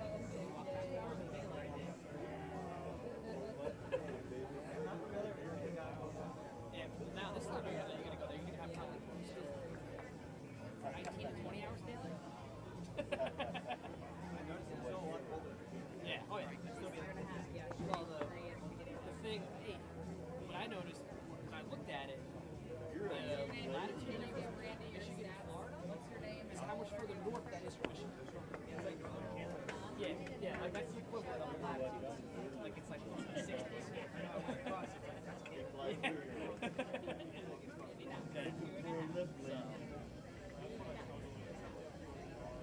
Scenery ain't bad. Yeah, I don't know how far you are from Stockholm. I don't know. It's Helsinki. Yeah. Okay. So you probably actually I think you're better flight. Bad number. That's an hour train. Yeah. From the airport. And we went to Sweden for the AIK, and then took the boat over to Finland. It was basically just an overnight party boat. It was a cruise ship type of boat, but it had casino, all kinds of shit going on. Yeah, we've got about a couple minutes left to be in here. We're in the process of selling. I like my old well, the Hilton told me that big dog, like, I think they had why do they grab so much?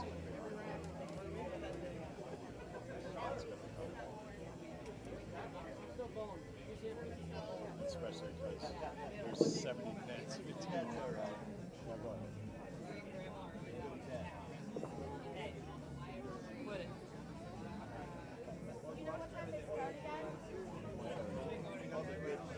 1:30. I said 1:30.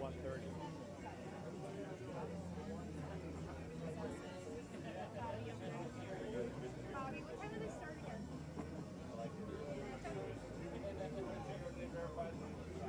Okay, so relatively quick, like, okay, thank you. Everybody saying all that. Big guy over there. Good luck. We just come up for lunch. Yeah, for lunch.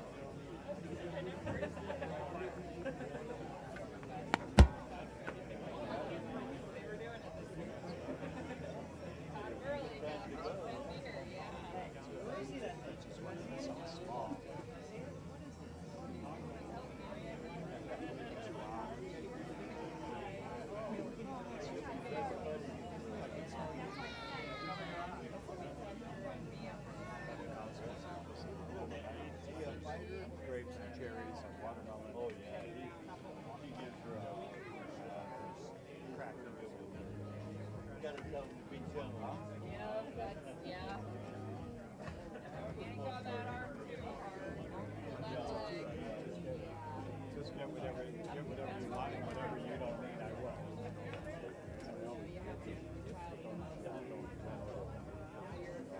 Yeah. He's still like luckily the target. But he's on.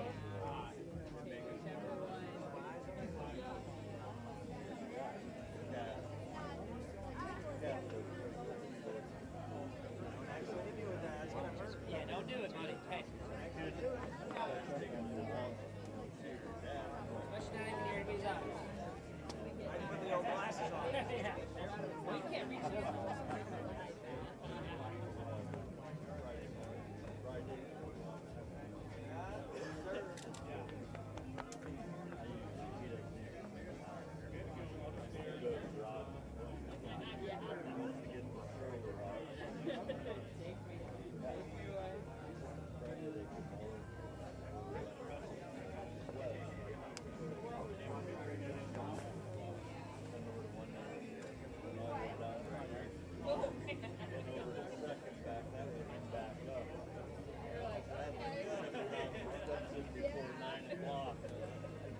Trip was tired and started to head home. You gotta hear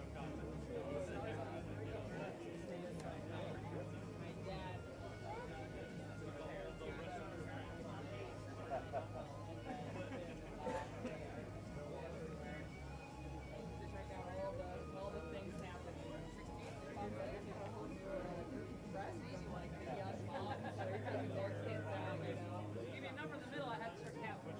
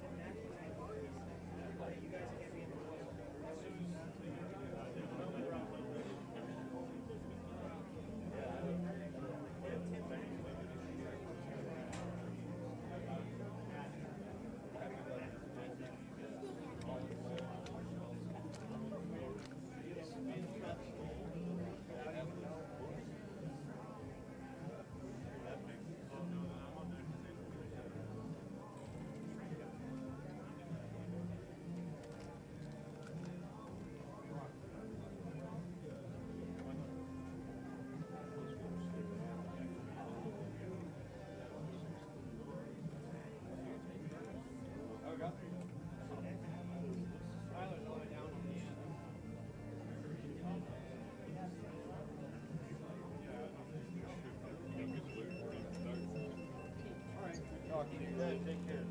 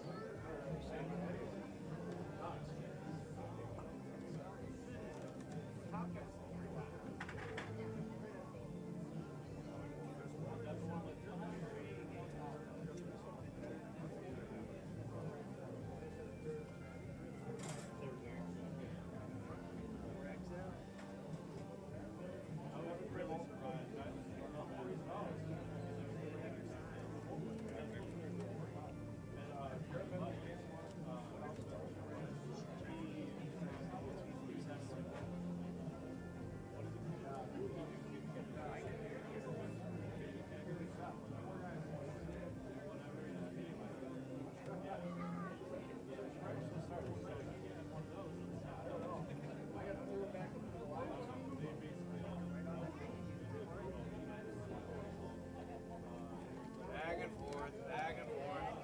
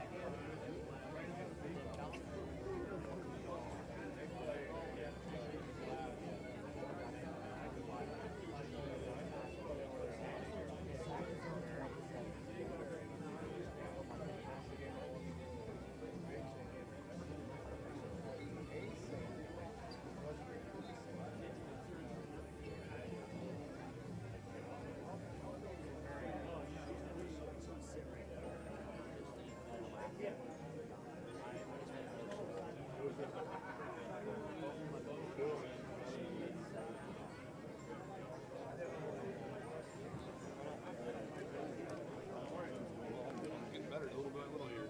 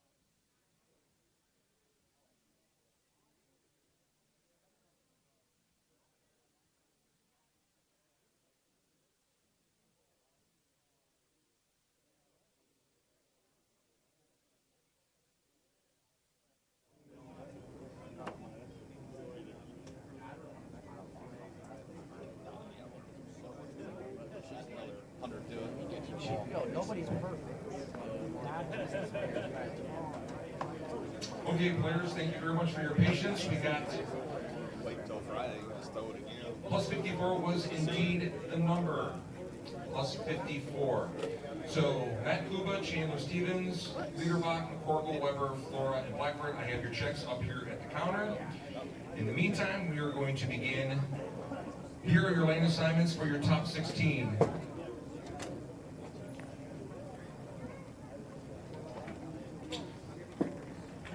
Justin Knowles, lane 3. Michael Davidson, lane 4.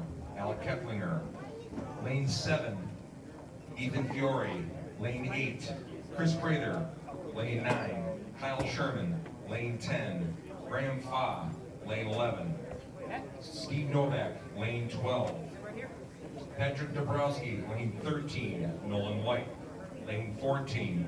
Sterner, lane 15. Frank Snodgrass, lane 16. A.J. Johnson, lane 17. Zeke Bait, lane 18. Tommy Parker, lane 1. And Dean Vargo, lane 2. We're going to give the players a few moments to head down to their respective pairs, and we'll begin the round of 16 in just a few moments.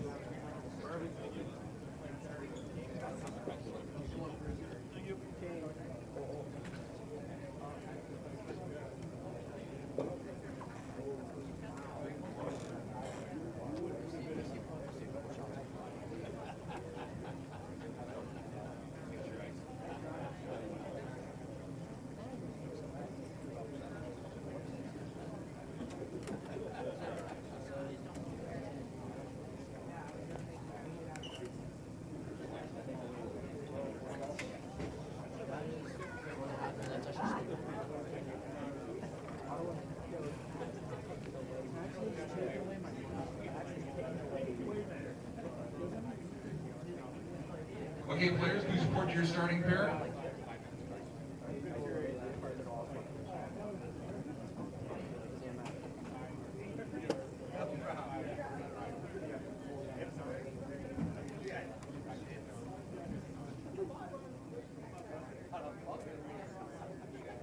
Players, you may begin your 5 minutes of warm-up. 5 minutes. 5 minutes, Bobby. 5 minutes. Hey, you're a young whippersnapper. You're fine. All right, we are underway with 5 minutes of practice here. From the PBA Kremer Roofing Central Classic with our round of 16 competition. As you heard Bobby Jekyll announce a few moments ago, Dean Vargo was your cut at plus 54. As Matt Kuba got close, Chandler Stevens backed out after a 127 disastrous game 4.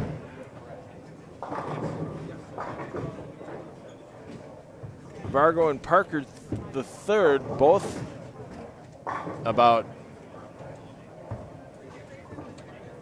100 pins or so out of 8th place to advance. Can they get there? It's going to take a pretty solid block and some mistakes from some other players, but you can't fully count them out yet. Once practice is done, we're going to introduce you to all the players remaining in the top 16 with their pinfall totals. And we'll get you underway with 3 games of bowling here in the round of 16 for the PBA Kremer Roofing Central Classic. Once again, thanks to our season-long sponsor here with 10 on the Deck Productions for live streaming in conjunction with the PBA YouTube channel, H5G Brands, the official merchandiser of the PBA. get yourself ready for the 2026 PBA season on the CW and on various outlets of CBS Sports. And if you can't make it to an event near you to buy it from the H5G booth, get your PBA merchandise at h5gbrands.com. And also another shout out to all of our great diamond, platinum, and gold sponsors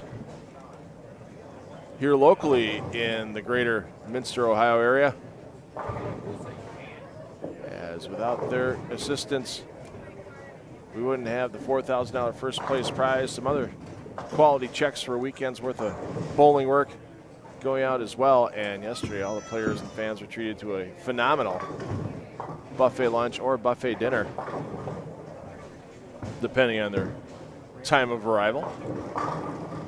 And they could have done it here at Community Lanes without those great sponsors. And I want to personally thank Doug and Lori Davidson for bringing me in for this event, as I am 10 on the Deck Productions. I'm a fully independent entity from the PBA, but glad the PBA works with me to stream on the PBA YouTube channel. And also got to thank our friends at Bowl TV, since Bowl TV does have the digital rights to all PBA events regardless of the level, whether it's the national tour all the way down to PBA Junior.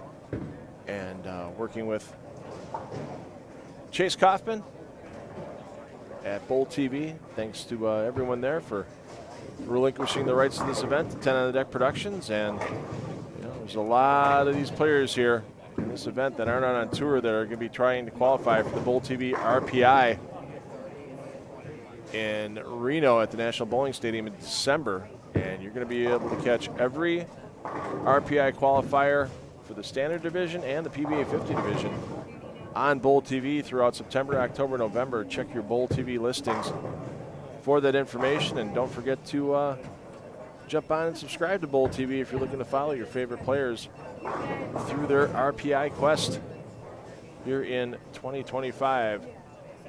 A few more practice balls remaining, and then we will be underway with our round of 16 and player introductions.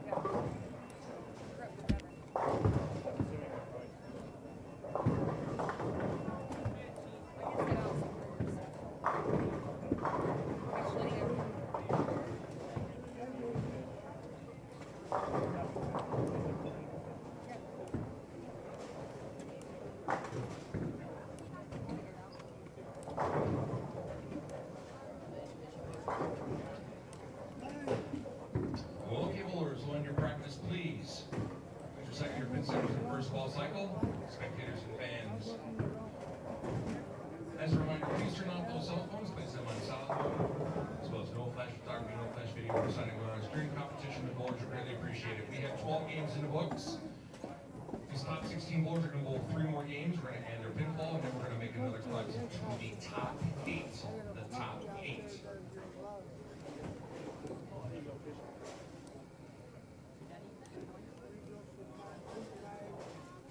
Bowlers, when your arrows come up and you get before right to pins, you begin your pre-game semifinal action in 2025 PBA Roofing Central Classic. Thanks, Bobby Jekyll. We're underway. Great announcements once again. And let's get you your player introductions here as we start our round of 16. 3 games in this round. You've got your number 15 and 16 players with Tommy Parker III and Dean Vargo. Vargo, your number 16 player, plus 54. Tommy Parker the third at plus 63. And right next door are your leaders, Justin Knowles, Michael Davidson. Knowles plus 278, your leader. Davidson plus 272 in second. And the reason why you're not seeing your leaders start at 1 and 2 is that they would have started there this morning. They could hit some similar pairs. So the variety of pairs, they want to make sure the players don't repeat pairs. And they're talking to players right now. There you see Bobby taking care of business.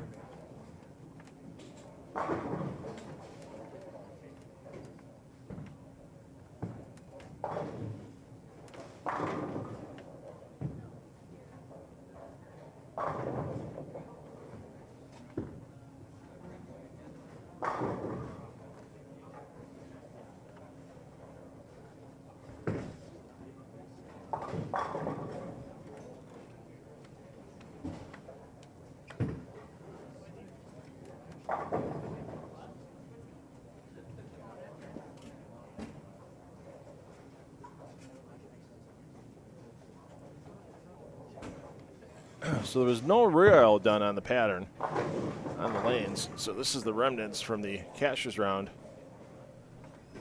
on this 43-foot Earl Anthony pattern, 34.4 mils in the pattern to start with.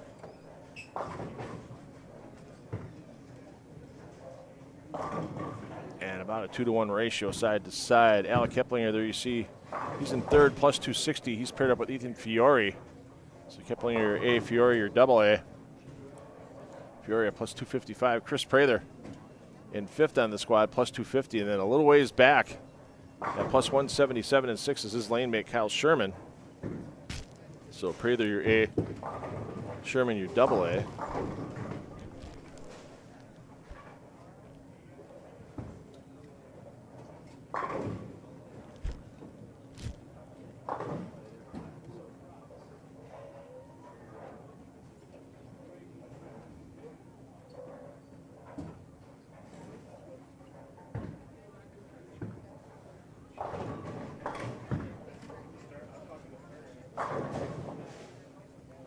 So once again, you might see a spread between spots on your leaderboard that seemed like they couldn't be made up in a game or two, but guess what?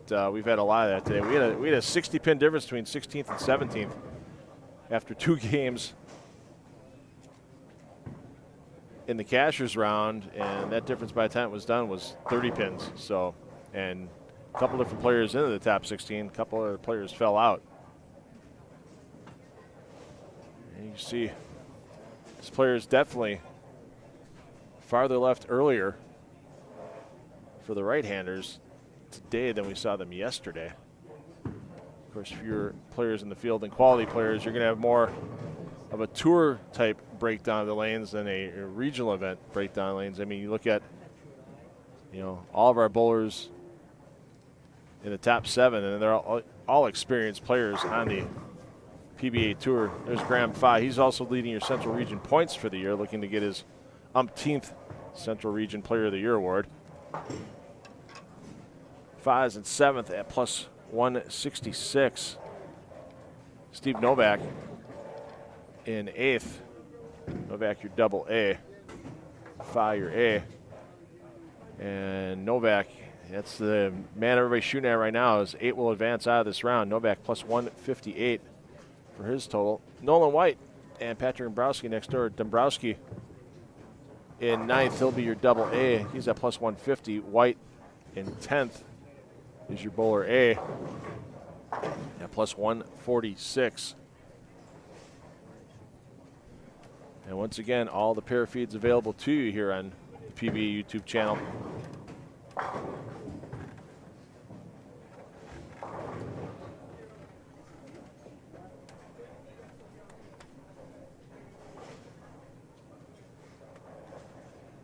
If you're watching it full screen right now, you just gotta bring it down a little bit, minimize it, and look at the description underneath the video that you're watching. You'll see all the pair feed links. 1 through 4, 7 through 10, 11 through 14, and 15 through 18.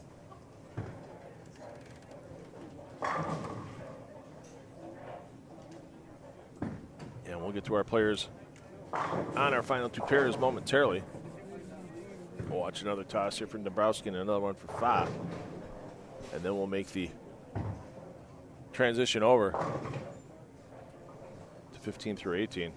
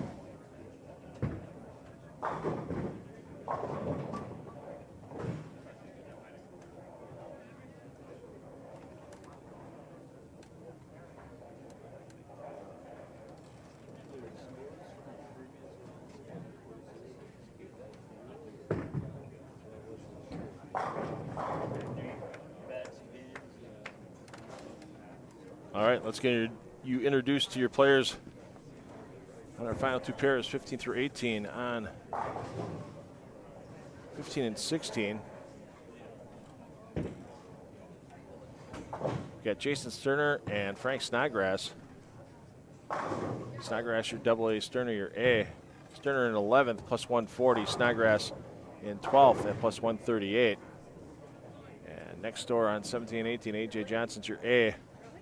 He's in 13th place at plus 124. 14th place, Zeke Bait at plus 121. So, as we said, bit of a gap back to 15 and 16. We saw Parker the third and Vargo a little earlier, but Bait and Johnson easily with a chance of getting to the top 8. They're only 34 pins out for Johnson, 37 pins out for Bait to get into 15th.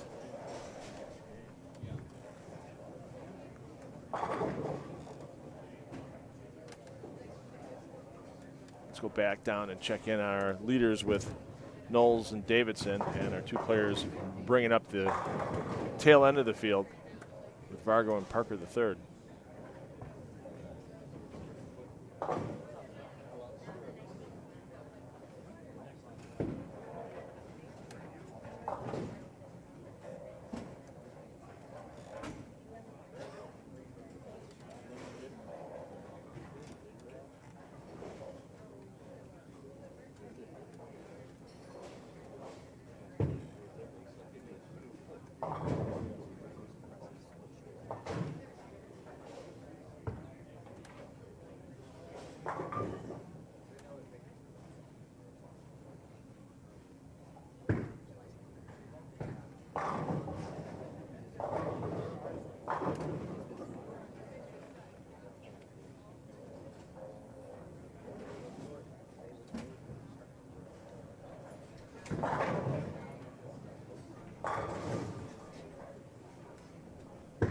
Well, let's get next door to 7 through 10 after Davidson's toss here.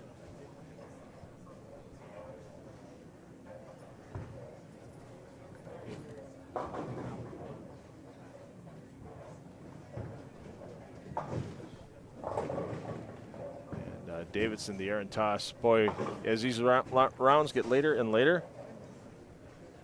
those 2 10s on errant shots to the right become more and more visible across the 16 lanes in play here at Community Lanes in Minster. Alec Keplinger.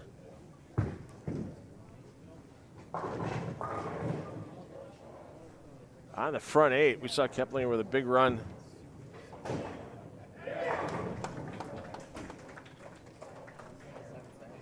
As Davidson picked up the 210. Of course, he's got the home crowd here.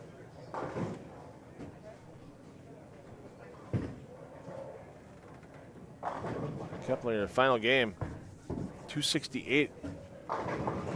Ran the front 7. And now I'm making it the front 8 for Keplinger. Nolan White. Yeah, the front 6 himself. We've seen White with a couple of front bunches this weekend, but that ends with the 10 pin.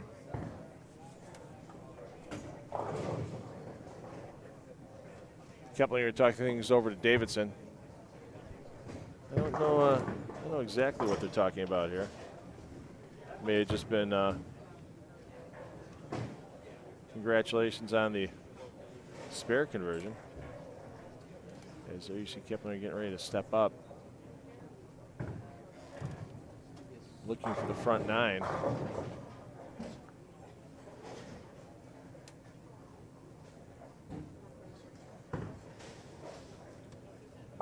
And oh, a huge break there for Keplinger.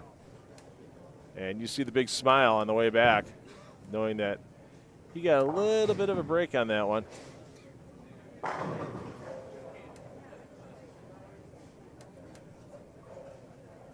he'll keep himself composed until he steps up again in the 10th frame. Kyle Sherman using the same approach on both lanes, even though there's no ball return to deal with on lane 9.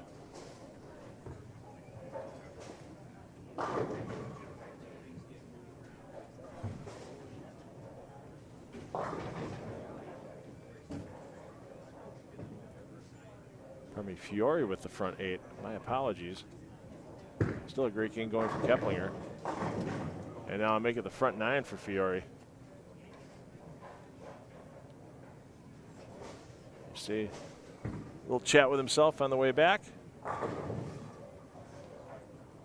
As we have our first bowler entering the 10th frame this weekend with a chance at a 300 game.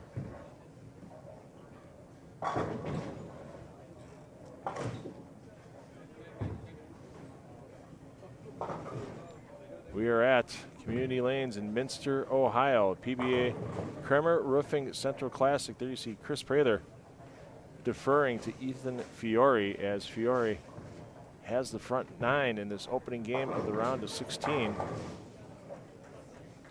No perfect games here in Minster so far this weekend, and it's going to continue that way as Fiore shreds the rack, but the 7-pin gets missed.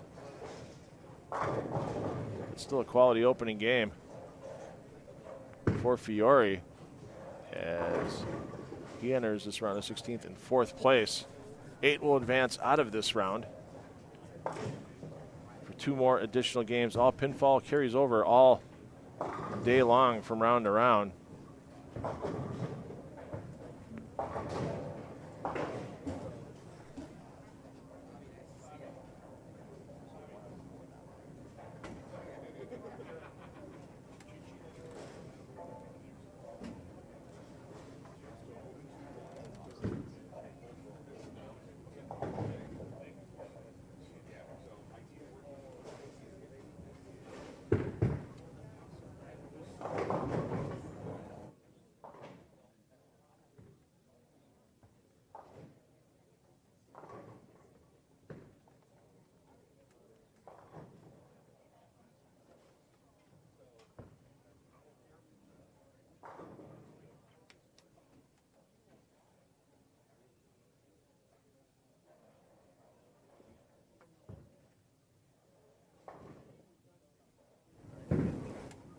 All right, so for your player movement between each game this round, they're going to skip 2 pairs and land on the 3rd. So the players you see here on 7 and 8, with Keplinger and Fiore, they're going to go over to 13 and 14. Sherman and Prather are going to go to 15 and 16.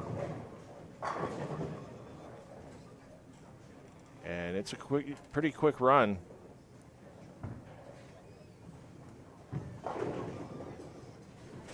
Over these 3 games.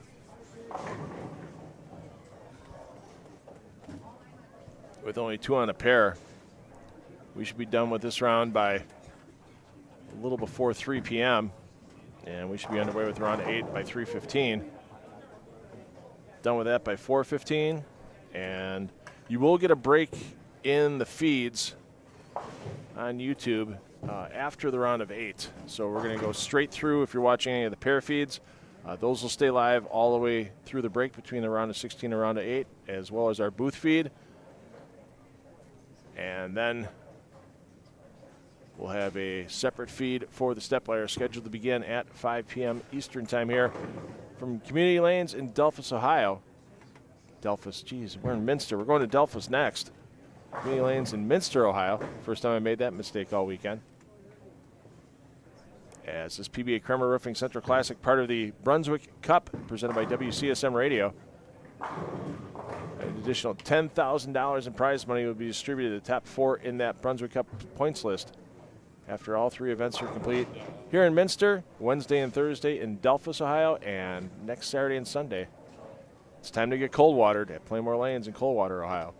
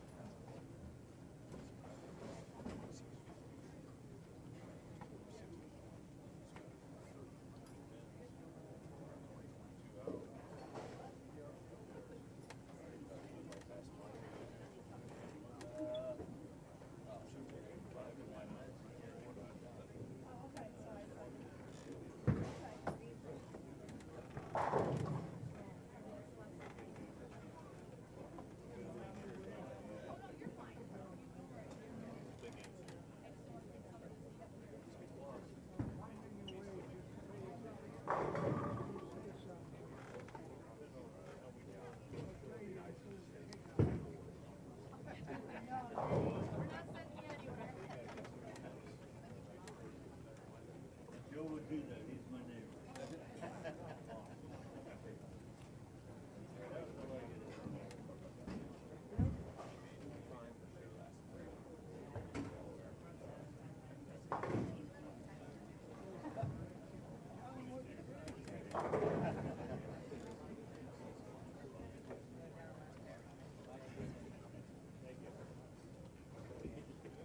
No jokes for that guy.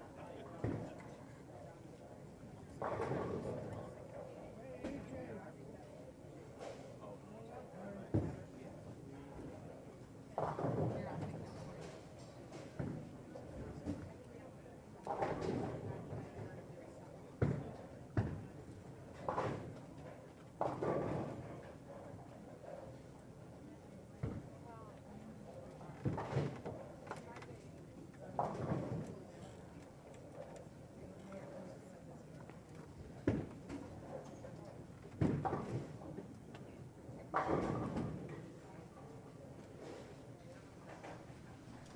right, we got ourselves Nolan White, Patrick Dombrowski, Frank Snodgrass, and Jason Sterner.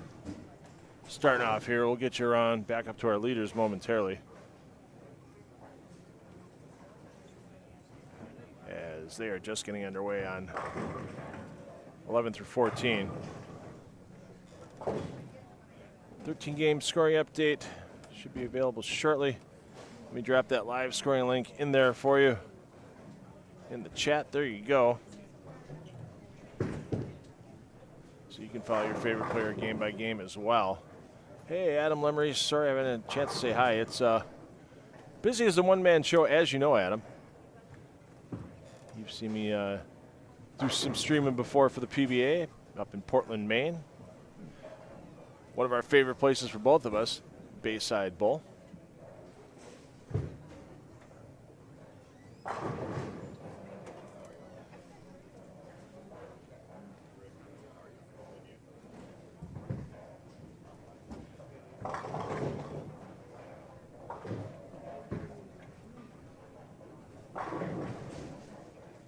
And once again, thanks everybody watching it at PBA YouTube channel. This is a 10 on the Decks Productions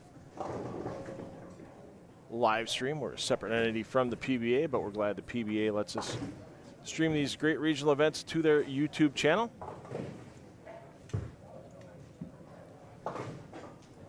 And we also want to thank Bowl TV for giving 10 on the Deck Productions the rights to stream this as well. And don't forget, all the regional players invitationals are coming up September, October, November as players try to make their way to Reno in December for that regional players invitational. $15,000 on top in the standard division at the RPI, $10,000 on top for the PBA 50 division. Get all your details at pba.com. We'll show you how to find that info here momentarily.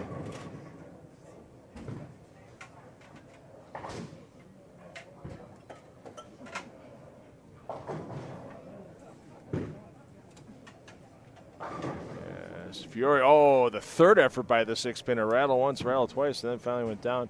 Let's show you here. When you get to the PBA homepage, you scroll across the top, you see the drop-down menu for the PBA Tour. You can go down, click on PBA Regional Tour, and if you scroll down right near the top of the page, there's all the information you'll need for the 2025 Bowl TV PBA Regional Players Invitational, all the dates, all the ways players get to qualify. And all your information on how to watch every one of those regional qualifiers along with the big competition at the National Bowling Stadium in Reno on Bowl TV. As Fiore, a little bit of a break there, gets the two to roll. We can't get the four to go.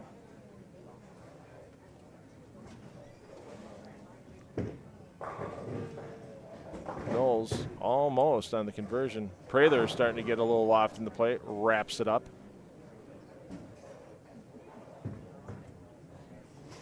With the 10 pin. Well, two distinctly different ways to leave 10 pins there. Prather on a much better shot than what we saw of the hand for Novak.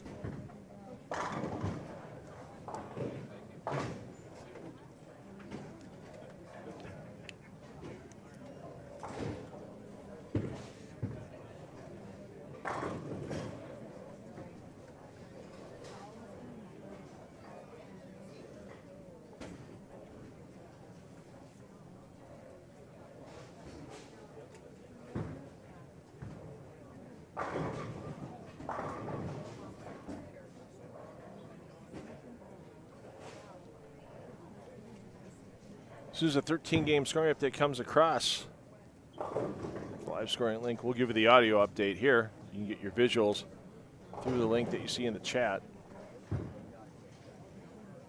As Sherman wheels it nicely and takes down all 10.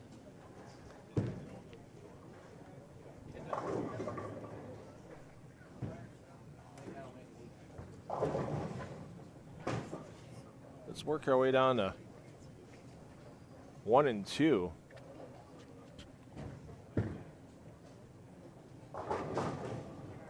As here's a surprise, Nolan White stringing strikes at the beginning of a game again. This is the 4th time this weekend we've seen him with the front 5. Hard to believe he's back in 10th place. He's had a couple of games where front 5 or 6 kind of turned into a nightmare near the end.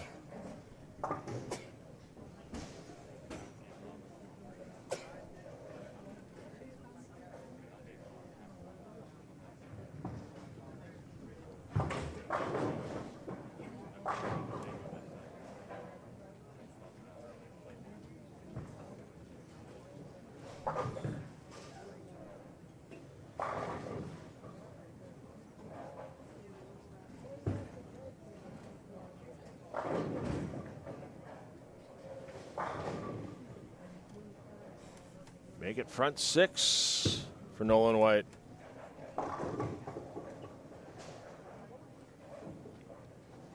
It's peeking on Zeke Bait. Zeke was outside the cut, looking in, going into going into a little earlier today. Made a big vault up the standings. Got himself in the 14th overall. A little bit of a light shot there.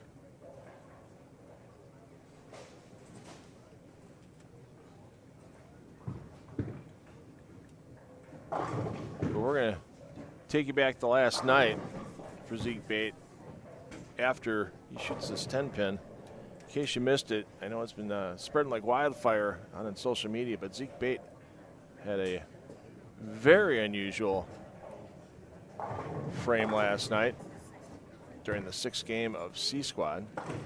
There's your conversion. As Bait fires a shot in the 6th frame. He thinks it's pretty good. No, it's not. Somehow saws the 3 straight back, and he leaves the 6-7. And the reaction of everybody is phenomenal. Zach Tackett just sitting there stone-faced. Zeke Bait checking his glasses, and then takes another look at it. Is this really right? Did that really happen? And with that 6-pin kicking over to the right and a little back, I mean, that really took the odds down to making this from maybe 1 in 20 to 1 in 100. Well, guess what? It's time for your 1. Boom, he bounces it out. And high fives and celebrations all around. Bowling's a game of breaks. you saw Zeke talking about.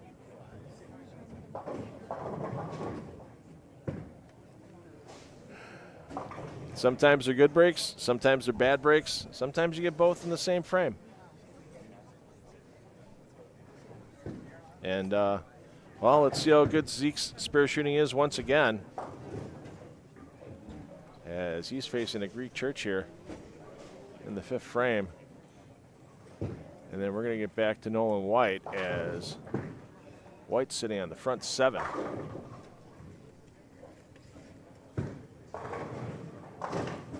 Oh, almost, shooter. Got 4 of the 5, almost got that bounce back forward. Take the 4-pin out.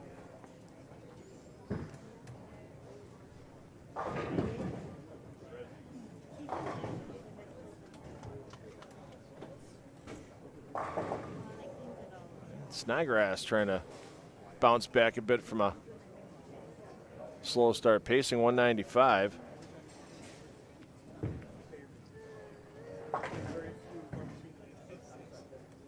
And White, you could, oh, wow. You could see he was praying at 45 feet.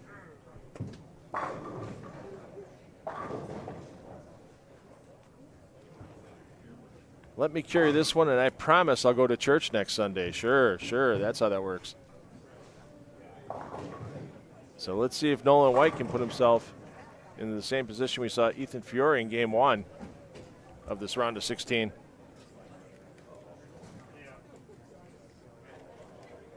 And start a game with the front 9.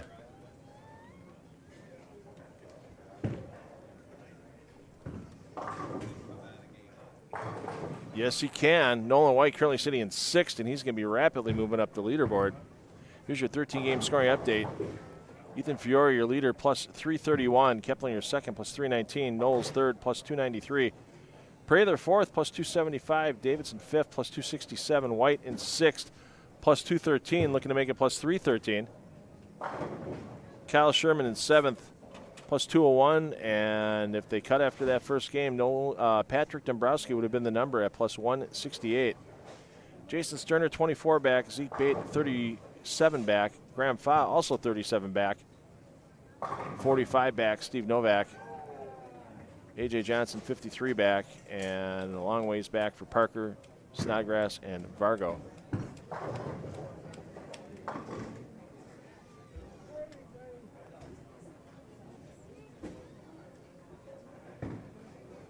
As we mentioned, Sterner, 26 behind Dombrowski for 8th place. So he's got a very convenient view of what Dombrowski is doing. And right now what Dombrowski is doing is staying close, as Dombrowski's maximum here is going to be 200 on the nose.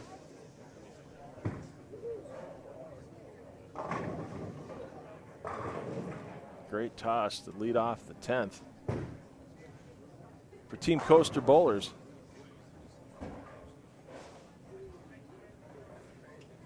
Snodgrass 90 or so out of the number, and this game's not going to help him at all. This could be the end of the visit to Minster for Frank Snodgrass, but you'll see him in Delphos if you get there in person on Wednesday and Thursday for the Dave and Diane Kill Classic. As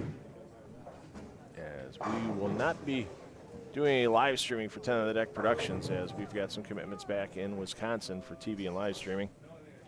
But we'll be back next weekend here on the PBA YouTube channel with the PBABowlerStore.com Classic presented by Moxie's Extra Pair,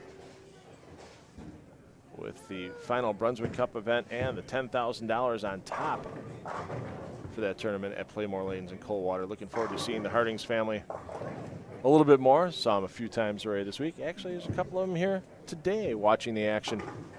Just saw Rick a little while ago. Linus, got a nice chat with Linus Hardings last night, Rick's dad, and yeah, it's a phenomenal bowling family at Playmore Lanes in Coldwater. Great bowling family here with Doug and Lori Davidson, their son Michael, trying to battle everything. And how about that one there for Snodgrass? Maybe a little too late. But here we go with Nolan White. Another chance for perfection here in Minster. Steps it out. And I thought maybe he'd get that immediate payback for the break he got in the 9th frame. But now front 10. And the crowd's starting to filter down behind 1 and 2 a little bit.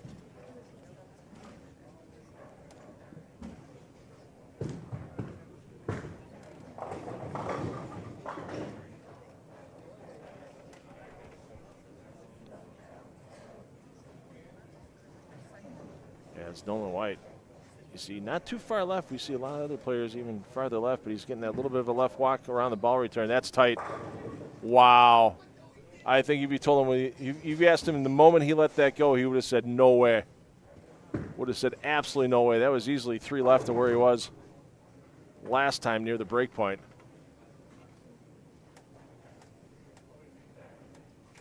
I mean, he did pick up the speed a little bit on that shot. I'm sure the nerves could be pumping a little bit. And who knows if this could be Nolan White's first ever PBA 300 game. I mean, everybody wants to get that gold ring as a PBA member for that first 300. That's a little better out of the hand. And there you go, our first 300 of the weekend by Nolan White. And that's going to make a big charge up the leaderboard. White currently in 6th at plus 213, make it 313. And that's easily going to be a top 4 number as Knowles finds trouble with the chop. And with Knowles only maxing out at 194, White's going to pass Knowles for sure, and who knows how many other players might get passed as well. Phenomenal game at the right time for Nolan White with that 300. And that's going to charge him in the top 4.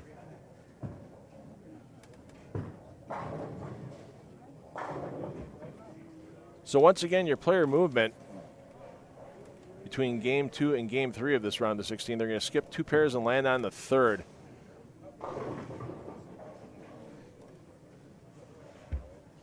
So Davidson and company going to move down to 17-18. Keplinger is going to go down to 1 and 2. Hey, after you see somebody shoot 300, you kind of want to be on the hot pair. Prather and company moving to 3 and 4, and so on. Once again, we want to thank our season-long sponsor for 10 on the Deck Productions, PBA Regional Live Streaming, H5GBrands.com, the official merchandiser of the PBA. Oh, 4 for Keplinger. There is golf on a couple of the TVs here. Not that anybody's really watching the golf. They're looking up once in a while between shots. Scan that code, get your PBA swag. H5GBrands.com, and you can't hold a PBA regional tournament without the help of some great local support. And we have some great sponsors here. Our title sponsor with Kremer Roofing, 5 years in a row for Kremer Roofing, along with our diamond, platinum, and gold sponsors you see scrolling across your screen. Add that into the pile of silver and bronze sponsors that we have listed in the center. And you can see why an event like this Kremer Roofing Central Classic can pay $4,000 on top and give some special perks to the players and the fans alike. Nice fun pro-am on Friday night and a great outdoor buffet for lunch and dinner for the players and the fans last evening.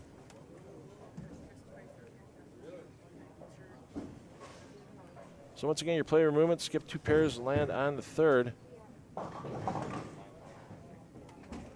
Knowles and Davidson go to 17-18. Fiore and Keplinger going to make their way down to 1 and 2.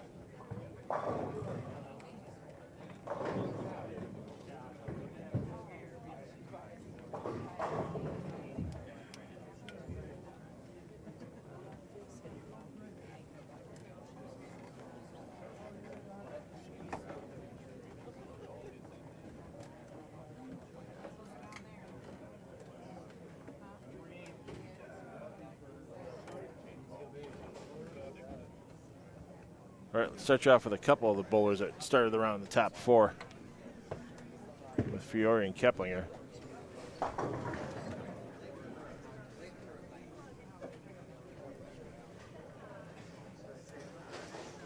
Along with Sherman and Prather. Let's see, Linda, most of the bowlers this weekend going to Delphus. Oh, let's see.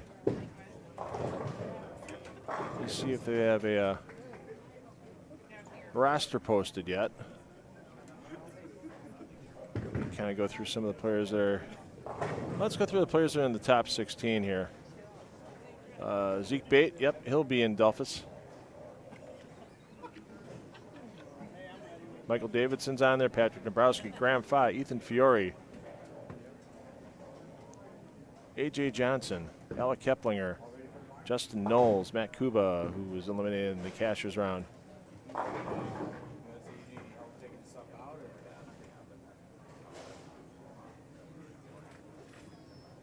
Tommy Parker III, he'll be there. Chris Prather on the roster. Snodgrass on the roster. Sterner on the roster. So, yeah, most of the players that were here, you're going to see them in Delphus on Wednesday qualifying. 3 squads there. Just like there was here in Minster yesterday, just like there will be in Coldwater next weekend, 8 a.m., 1:30 p.m., and 7 p.m. for your A, B, and C squad start times.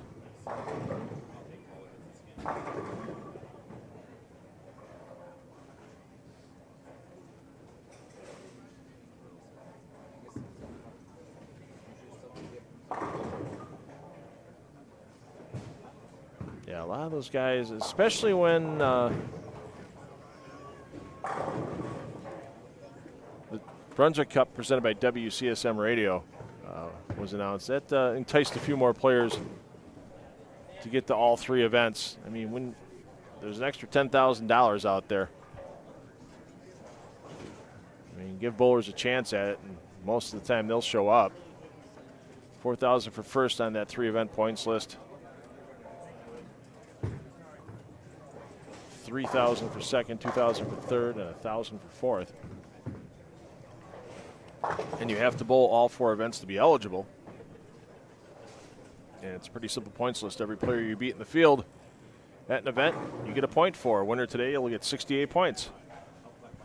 Winner next weekend, with it being a sellout in Coldwater, will get 96 points. And I guarantee you next year, that Brunswick Cup's back. And who knows, it might even be bigger and better. I guarantee you we'll get a even bigger roster. I know there's a couple names that aren't here. Kyle Tripp I haven't seen in Coldwater in a couple years, and he's getting married next weekend if I remember correctly. EJ Tackett and his wife Natalie are doing some bowling promotion in Australia with Sam Cooley, Jason Belmonte, and a few other players down in Australia. I saw Natalie and EJ landed yesterday on her social media.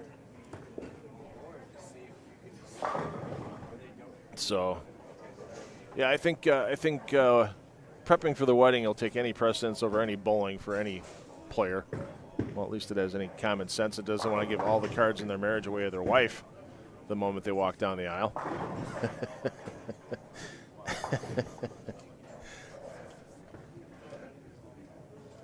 Hey, what'd you do after the reception? Slept on the couch. Let's go up on the high end. Let's check out our leaders coming into this round. With Davidson and Knowles. Hey, there's the home field advantage for Davidson. Not and okay. Wasn't sure if it was gonna be a full jersey ripoff, but it's just the pull out of the untucked position for Davidson. Well, that's when all my people showed up at 9. Let's fire it off here. See if we can get a bounce. No can do for Davidson. And Davidson right now, he's dropped back in the 6th position overall after 14 total games. 8 qualifying yesterday, 4 on the cashier's round, and the first 2 here in the round of 16. Ethan Fiore continues leading at plus 350. Keplinger second, plus 327. White third, plus 313. Knowles and Prather tied for 4-5 spot at 277. Davidson down to 6th, plus 251. Sherman in 7th at 225. And the only good news for Davidson after that break is he has 90-plus pins of an advantage over 9th place, over 8th place right now. As Patrick Dombrowski is the number at plus 157. So barring Davidson tying his shoelaces together, throwing it in reverse, and closing his eyes on every shot, we should see Davidson make it to the final 2 games in the round of 8. Your players outside the number: Zeke Bait, 18 out. Steve Novak, 21 out. A.J. Johnson, 30 out.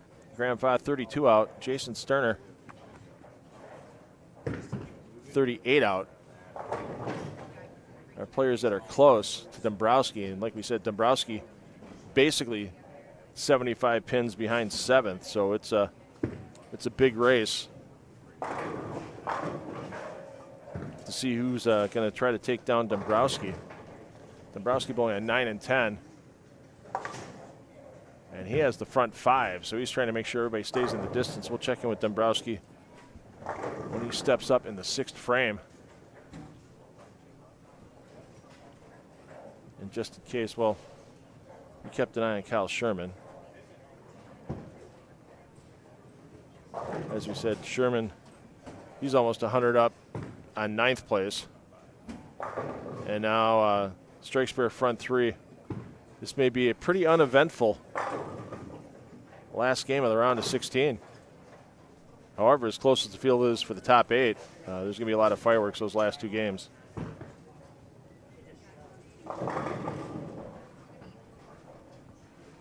Tommy Parker the third, he's at plus 96, so yeah, he's going to be taking his check and thinking about some of the good things on the weekend, and probably, since we're all bowlers, thinking about a few of the bad things on the weekend as well. Dombrowski looking for the front 6. Yeah, this is going to be pretty uneventful for our for our last game of the round of 16. Usually there's all excitement, all kinds of other stuff, and right now Dombrowski's just saying, yeah, sorry, gentlemen, you're not getting close to me, at least with the start he has with the front 6.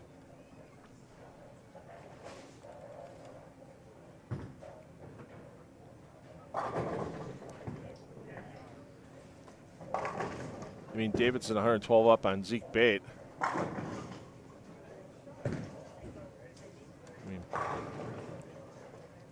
Bait's clean with a double through 4. I mean, it's not even going to be close enough.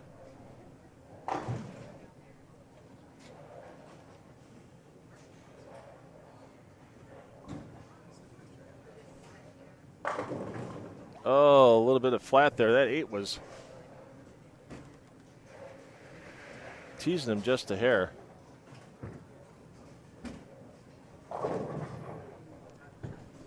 Checked out with Nolan White between games. You just saw him polish off his first PBA 300.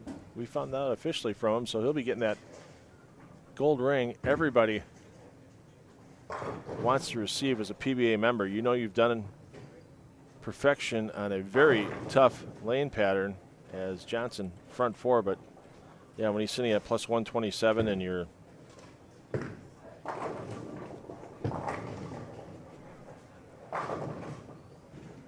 .30 out of the number, and I mean, he's got to keep striking. He's got to keep putting the pressure on. He's the only guy really right now that's got a chance to catch up to Dombrowski that's outside the number. Bait's okay. Novak's got some work to do. Novak started the game spare, double spare, so yeah. Dombrowski's going to put the number up that everybody's going to have to get to. He's going to be done before many of these players.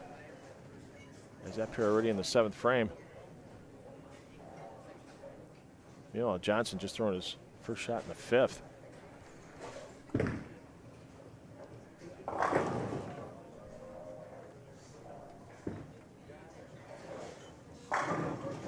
Well, never say never. Problem is, if they both punch out for Dombrowski and Johnson, Johnson still be 9 pins short.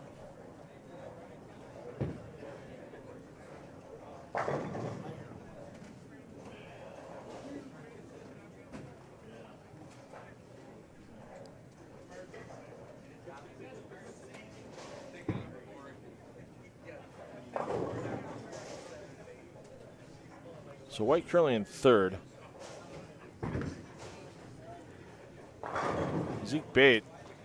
No, Bait can shoot 278, but once again, Dombrowski punches out. It's a non-factor.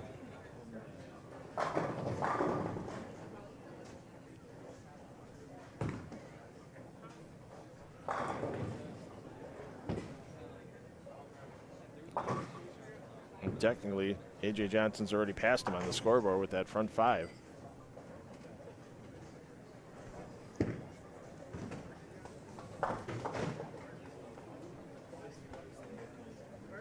I mean, basically, Dombrowski can end any real chance of excitement here with doubling in the 8th and 9th. And any errant shot by Bait or Johnson. No errant toss there.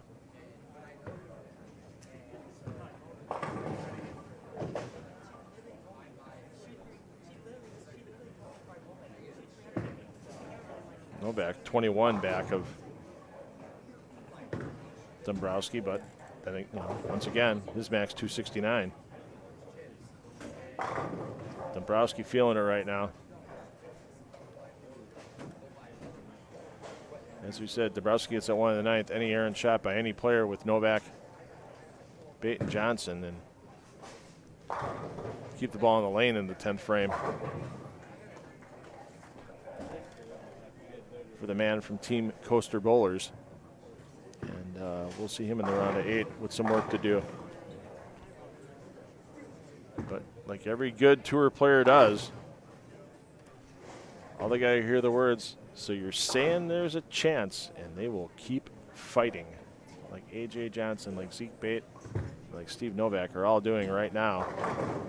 Oh, and speaking of which, there we go.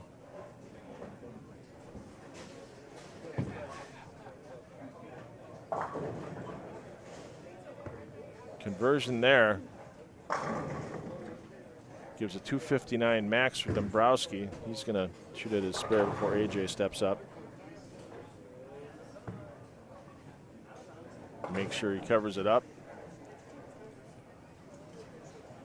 So once again, having that shot there, not losing count on a solo strike, Once again, gives a bit of advantage because if A.J. Johnson shoots 279, Johnson's still short. And wow.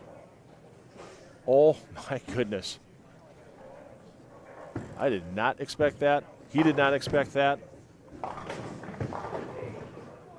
If his parents are watching at home, they sure didn't expect it. My goodness.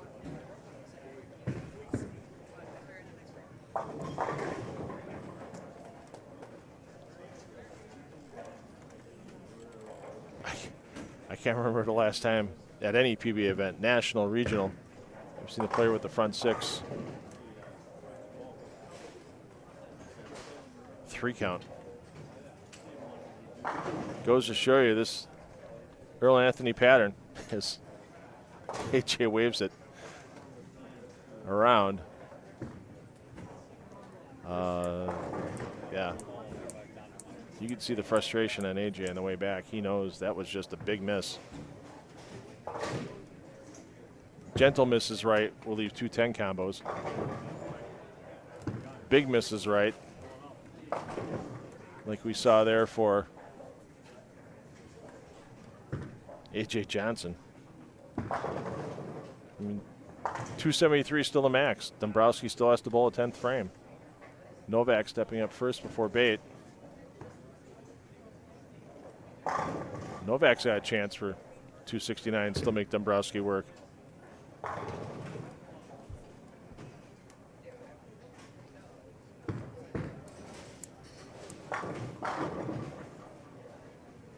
Zeke Bait, 278, still making Dombrowski work.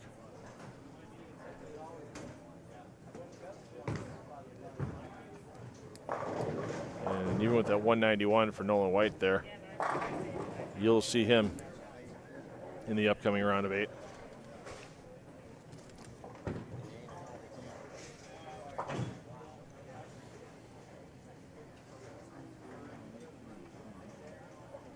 So Bait will fire first, then it should be Novak or Dombrowski. I'm not sure which. It's going to be Dombrowski. So we'll get over to PD momentarily.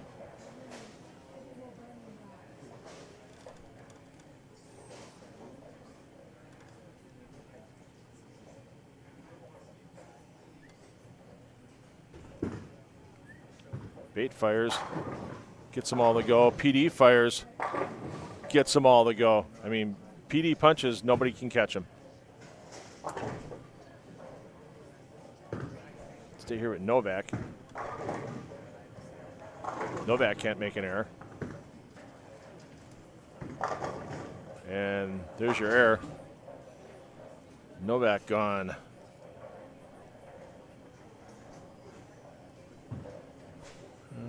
Johnson up. Johnson can't make an error. No, actually, Johnson and Dombrowski are going to fire at the same time. Let's get back to Dombrowski. Strike here locks it. Oh, solid 9. AJ bounces back off that 3 count. So 249 for Dombrowski. You give him plus 206. Bait can strike out for 278 and get by. We know Novak can't get by. Johnson can get to 273, but it won't be enough as he would be at even 200. So Dombrowski did pick it up for 249, so that's plus 206. For the only man that can really have problems because Sherman firing his fill ball, he'll be in the 230s. I don't think Davidson set himself on fire. Boy, how bad does A.J. Johnson want that one back in the 7th? Davidson, spear here. He's pacing 190. Yeah, he's at 251, so he's safe. So Zeke Bait needs this one and needs the first 2 in the 10th.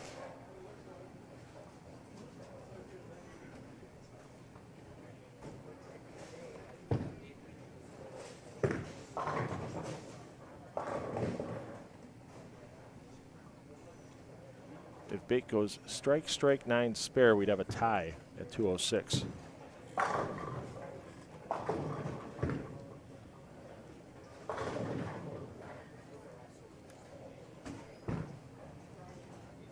They need some help to hold, and it does. Wow. You saw how much Zeke Bait was staring that one down. So here's the situation for Bait. If he goes strike, 9 spare, that's 267. We would have a tie at plus 206. 2 strikes. Bait goes on. Anything less than strike 9 on his first 2 shots. And Dombrowski is your 8th and final qualifier for the round of 8.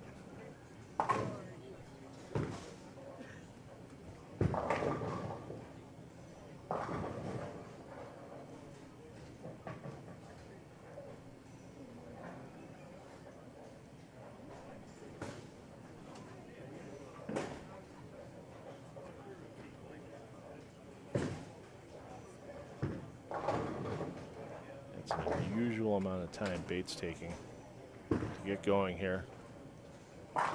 But it pays off. Boy, he fired that one dead flush. So here's the situation. A strike advances him. Because even with a gutter ball, he'd be at 268. He'd have enough by a pin. 9 spare is a tie. 8 or less on this shot.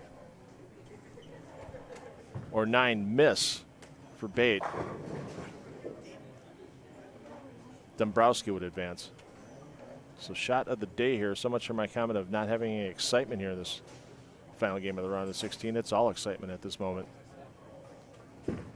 To advance. There you go. How about that? Zeke Bait gets by a huge game from Patrick Dombrowski with a huge game of his own. And unofficially here, your top 8 advancing for 2 additional games next round in no particular order. Fiore, Keplinger, White, Prather, Knowles, Davidson, Sherman, and Zeke Bait round out your top 8. Dombrowski gave it his all. That single pin, second shot of the 10th for PD. That's what's getting him out of here in 9th place. Unbelievable finish by Zeke Bait to get himself into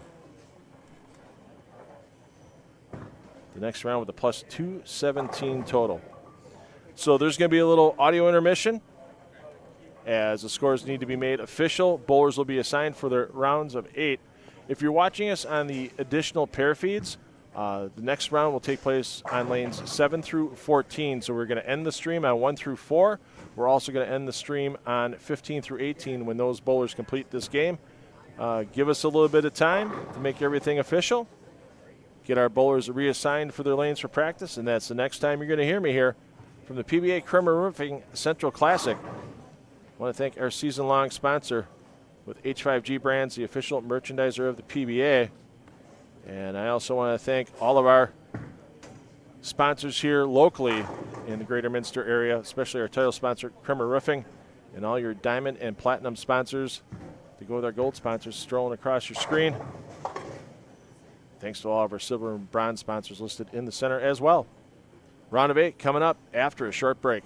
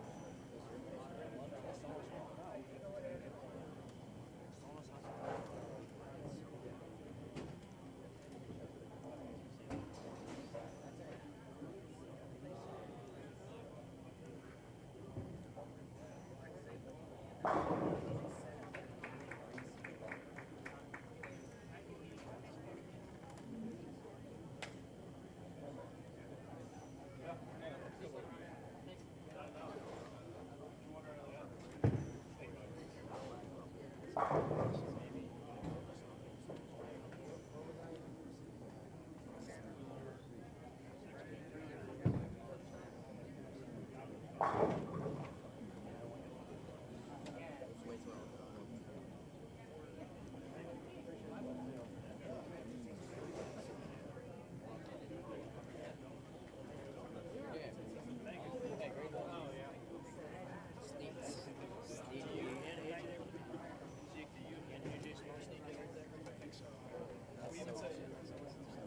can set it for like, let's just go shoot.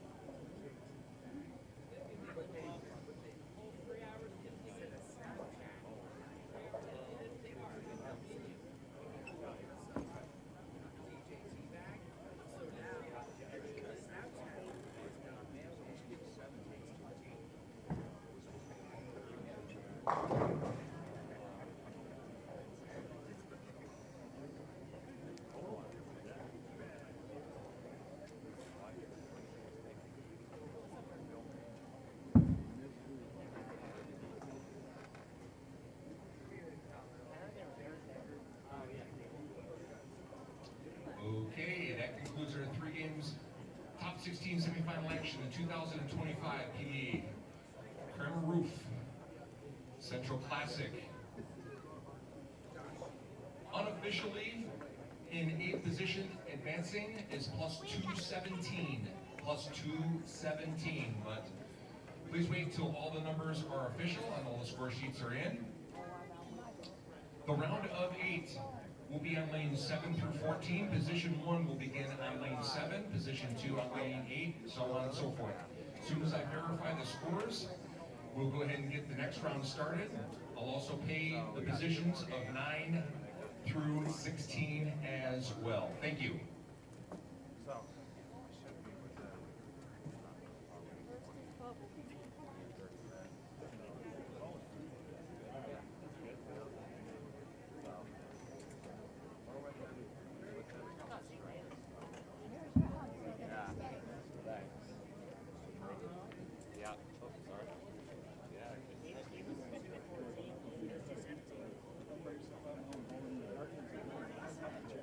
So, yeah, I was like,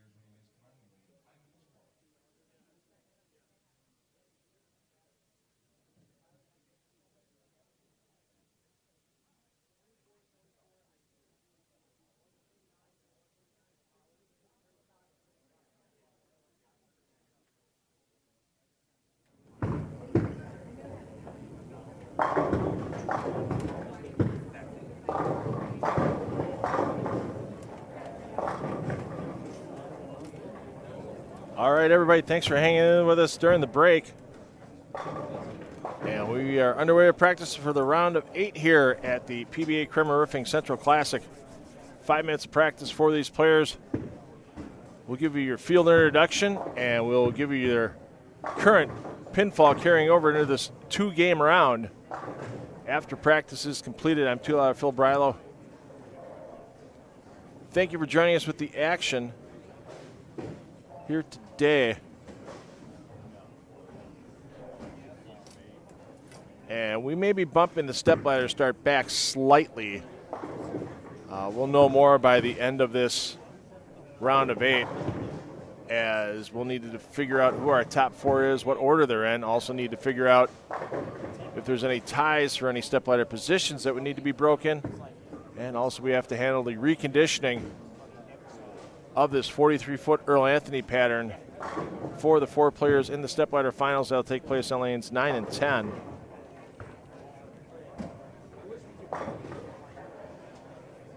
There's a close-up on A.J. Johnson. A.J., one of the players that just missed. Let's give you a look at the players you see in the field there with Prather, White, Sherman, Knowles, Davidson, Bait. And there you see Ethan Fiore. Al Keplinger's here somewhere. Oh, there he is. Keplinger's just hanging out in the back there, getting everything ready. Make sure everything's taped up properly. So we'll give you your players plus minuses once they finish practice. Thanks everybody for joining us here in Minster, Ohio at Community Lanes. Thanks to our hosts, Doug and Lori Davidson, for bringing in 10 on the Deck Productions to live stream this event. 10 on the Deck, independent of the PBA, but we thank the PBA for opening up their YouTube channel for us to stream this event to you today. We also want to thank 10 on the Deck's season-long sponsor for PBA Regional Live Streaming, H5G Brands. We are the official merchandiser of the PBA with H5G Brands. I say we. I do a lot of work with them. I'm not part of them. It's the same thing with the PBA. I do a lot of work with them, but I don't work for them. But great company, and get your PBA merchandise, get your league jerseys ready for the fall. H5gbrands.com. And we want to thank all of our local sponsors here. You'll see your diamond, platinum, and gold sponsors streaming across the bottom of your screen,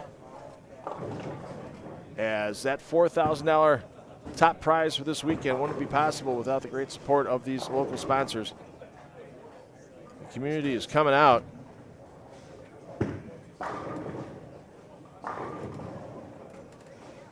For the finals, and we're starting to get a bit of a crowd in here. And we're going to start filling in on that pair. Hi, Mom. You can see where my booth is right here. So I get myself my own shot. They say it's a broadcast no-no, but let's get the rest of our sponsors on the screen, as we got about a minute of practice left, and we'll be underway here for a round of 8 at the Kremer Roofing Central Classic.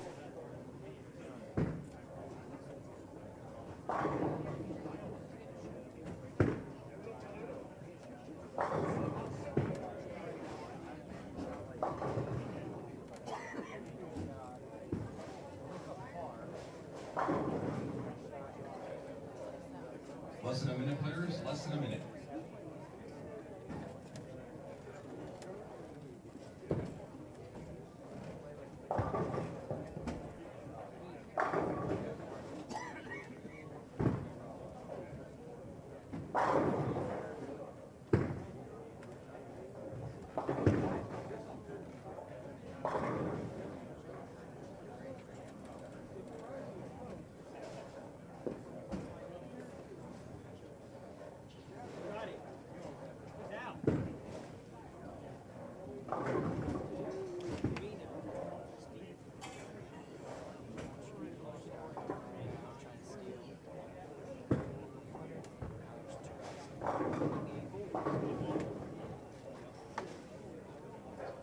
Okay, bowlers, slow on your practice, please. Recycle those pin centers to the first ball cycle.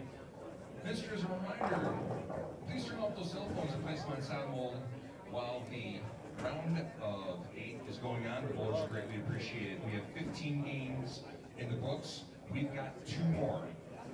After 17 games, we'll put the top 4 step ladder advancing to that round, beginning at approximately 5 o'clock. Lords, if I don't get your sheets out to you right away, you're just going to be moving 2 pairs to the right. So 7 and 8 will go to 11 and 12. Okay, bowlers, when your arrows come up and you have a full rack of pins, you may begin your 2 games of semifinal round of 8 action of the 2025 PBA Kremer Roofing Central Classic. Minster, how about a nice round of applause for our final 8 competitors of the day? All right, and we are underway here at Community Lanes with a round of 8. There is your current leader, Ethan Fiore, plus 384. Once again, no re-oil between the round of 16 and round of 8. So they are bowling on the very torn up remnants of the 43-foot Earl Anthony pattern. Fiore bowling with Alec Keplinger. 52 pins the advantage for Fiore at plus 384 to Keplinger's plus 332. Here you see Nolan White, who had a 300 game during the round of 16 to vault up into 3rd position at plus 304. He's only a pin up on his lane mate, Chris Prather, at plus 303. And honestly, 4 players on this pair, they've got 4 players chasing them. Nobody is secure in their spots. Even Fiore, even with a 100 pin advantage. We've seen 120 and 130 games pop up for players at very inopportune times this weekend. And your opponent shoots 230, you shoot 130. There's your 100 pin advantage gone away. Chris Prather in 4th. We're taking forward to the step ladder. Scheduled time to start 5 p.m. Eastern time. It may be a few minutes late. We'll update you at the end of this round of 8 because we will be ending the stream. I know we've been letting run all day long here as we advance from round to round to round. But we need to start a brand new stream for the step ladder. And so if you haven't already subscribed to the PBA YouTube channel, what are you waiting for? Subscribe as soon as you're done watching today. Leave your notifications on, and then you'll get the big ding when we go live at 5 p.m. or sometime close to it. Kyle Sherman is your bowler in 6th right now at plus 264. He's paired up with Justin Knowles. Knowles at plus 281, so Knowles needs to make up 22 pins on 4th place. Michael Davidson, who was our leader yesterday in qualifying. Davidson's down in the 7th position now, plus 254. And Zeke Bait with a huge 278 the last game. Ran the last 10 strikes, and it has not been easy to run strikes all weekend long on this Earl Anthony pattern, especially after it gets chopped, chewed, spit out, recycled, chewed up again. Bait at plus 217, so it's going to need a superhuman effort for Bait, but he starts with a double here. Like I said, anything can happen here.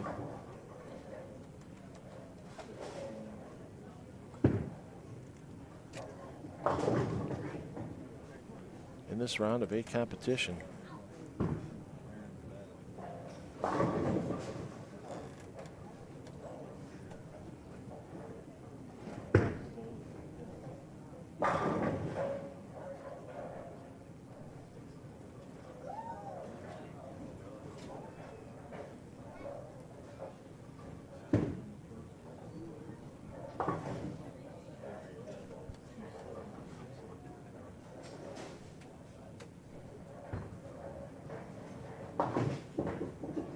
They will have a fresh application of the Earl Anthony pattern for our step ladder on lanes 9 and 10.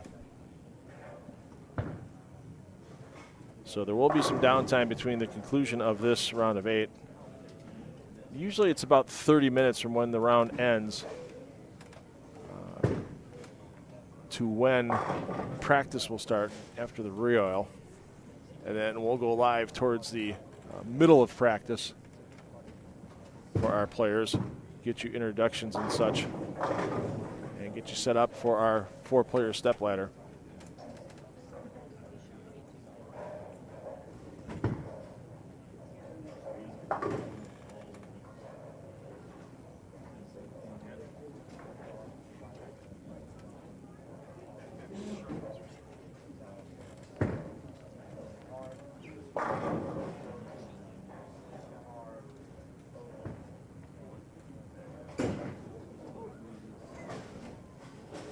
Just enough for Davidson. Get back over the prayer. They're looking for the front 3. Once again, these bowlers all fighting for the top spot because they know you only have to win 1 game for the title. And it's definitely a lot higher, but not just guaranteed paycheck today, but also the guaranteed points you're going to have on that Brunswick Cup points list.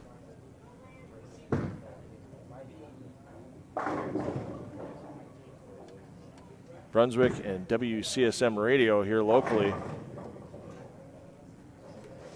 created the Brunswick Cup for the PBA players that are bowling in this event in Minster.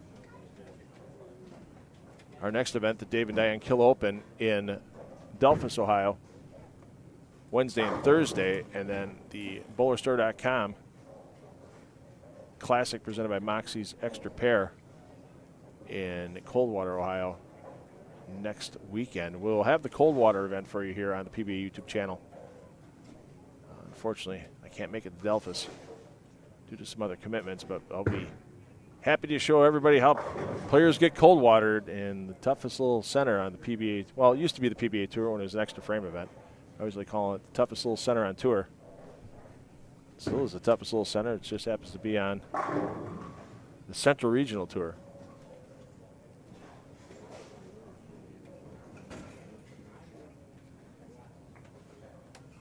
Who can forget in Coldwater a few years back when Tommy Jones and Sean Rash battled it out in the championship match, and Tommy Jones had 2 gutter balls during the championship match on his first shots and still won. You see Zeke Bait asking that one to hold off, doesn't do it. Kyle Sherman off to a great start.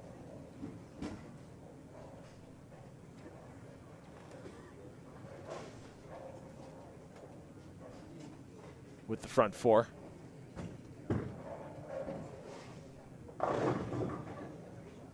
Is Knowles going to get a little help? No, the pin stopped spinning before contact. Knowles was our A squad leader yesterday.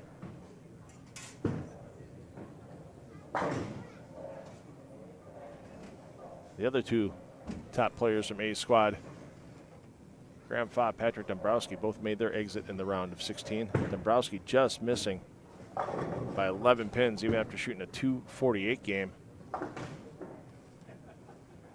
in game 3 of that round of 16. As Zeke Bait fired a 278 to leapfrog Dombrowski into this round of 8. Great toss there by Davidson, and you hear the applause, the hometown fans. You're not going to get any hooting and hollering at the moment. That'll get saved if Davidson makes the step ladder. If you missed it in the round of 16, Nolan White fired his first career PBA perfect game and used that to move from outside the top 8 into 3rd place once that round was complete. A little bit of a rough start here for White. He's got the double to offset the open, but as these players have really started to pick up the scoring pace as the field gets smaller, White kind of knows, yeah, we got to start stringing them again.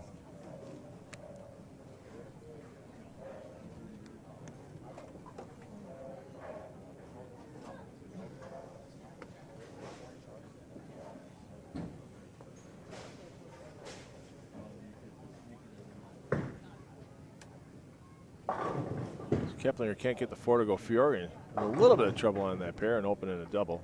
Ooh, apologies for the black screen. I'll have to talk to our technical director on that one. Oh, that's me. Prather. Oh, that 9 was a little slow. But it goes. Sherman ends the string with a 4-6.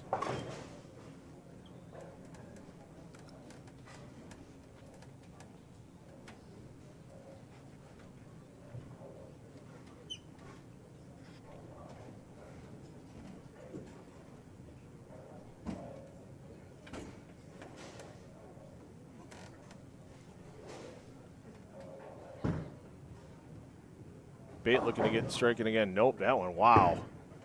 That one went aggressively left. And Prather, the 3-bagger on the board after going double spare to start the game. Prather might be in 4th, but he's only 81 pins behind Fiore, and if Fiore struggles and Prather stays hot,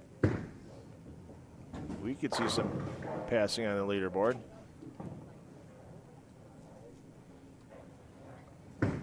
Great way to split the 8 and 9 there by Fiore.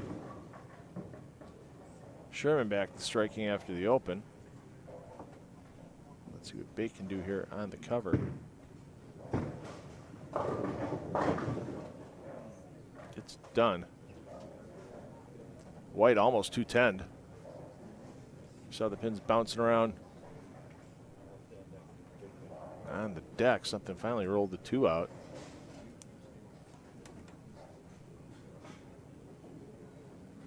Fiore with a 52-pin advantage over his lane mate Keplinger.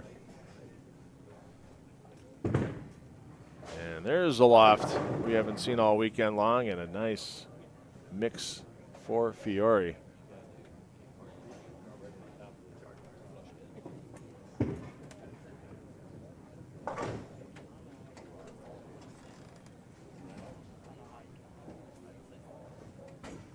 Look at Bait straddling the gutter cap.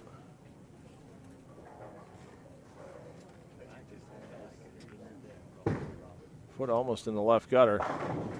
10 pins disappearing from the deck.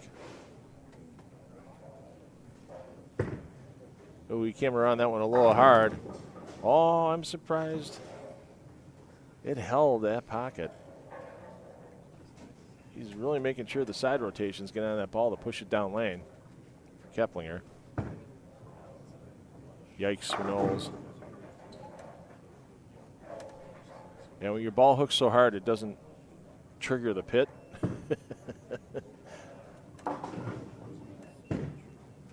You know that's some aggressive back end. Davidson, take that break and run. With it being just the 3-pin.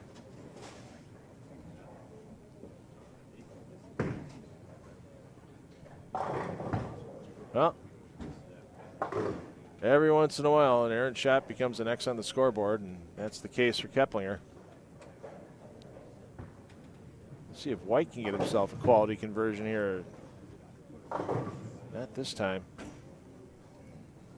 And White's got to be careful, because even though Knowles isn't dropping bunches right now, this man over here, Kyle Sherman, is.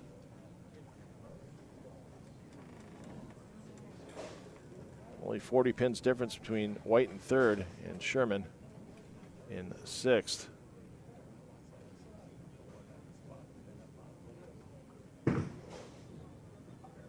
Sherman fires, gets them all to go. Fiore fires, and a big break there. What could have been a big 4.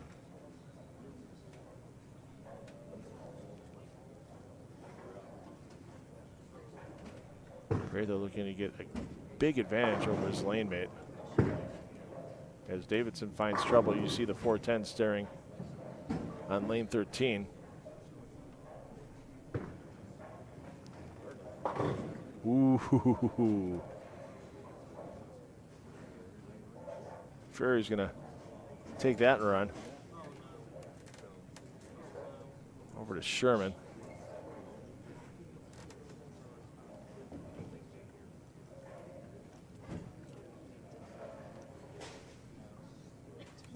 Let's give you a closer look at Kyle Sherman's next shot. Walks it out. Ah! How did the 7 not go for Kyle Sherman?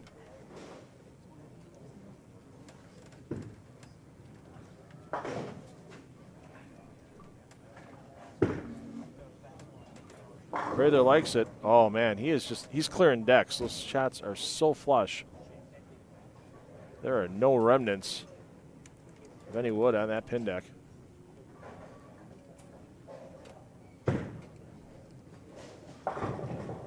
Oh, it was almost the exact same shot Fiore had previous frame that time.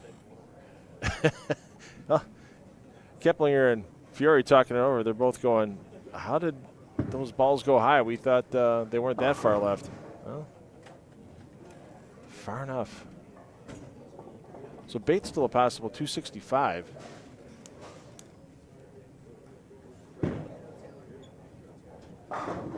They'll give him the plus 82, plus 282, pardon me.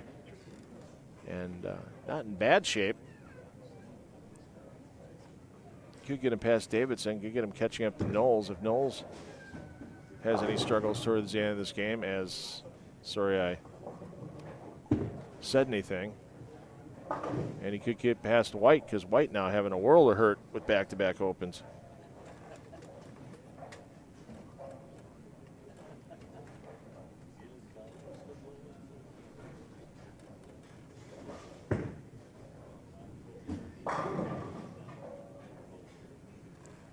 Keplinger taking advantage of the crossover. Hold on. Ooh, just hooks in front of him. Yep. Don't count Zeke Bait out of this yet. He puts up 265 here and gets a huge number again next game. Your defending champ in our event next weekend in Coldwater could find himself in this weekend's top 4. Oh, you know when Bait steps it out, you know he really likes the shot, likes the feel of it coming off his hand, and makes it happen. Oh, how about that for Keplinger?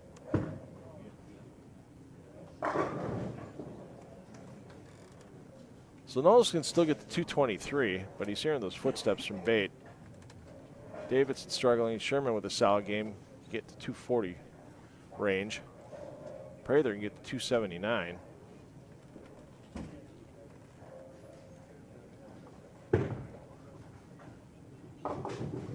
Not anymore.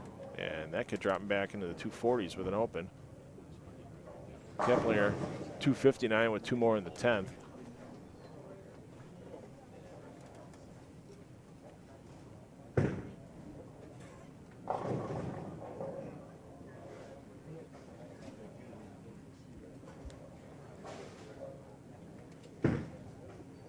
Peeking on Sherman as the ball gets down lane. Sherman with 245 out there. Hey, shooter. There you go for Prather. Keeping that out for 255 alive. And well, Vargo's late, almost a 4-6. And Davidson's chances of making the home center step ladder are fading fast, unfortunately, for the Minster crowd. Sure enough, of them will still be here in the audience. When you get a chance to watch players like Ethan Fiore, Chris Prather, Justin Knowles, Kyle Sherman, Al Keplinger, yeah, you hang around, even if your hometown favorite isn't in it.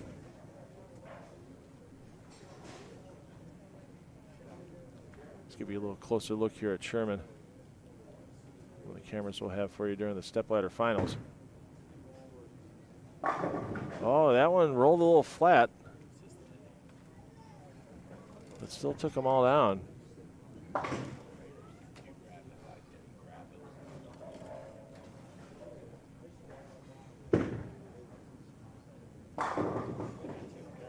Another quality toss coming back.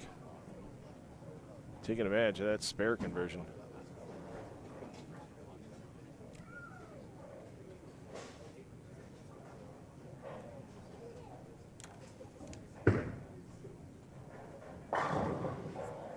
Fiore keeping Keplinger in the rear view mirror, keeping everybody in the rear mirror. Over to Bait.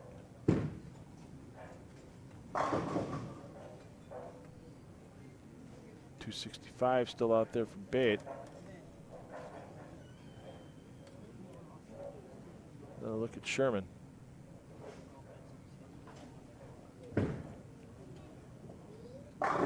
There you go.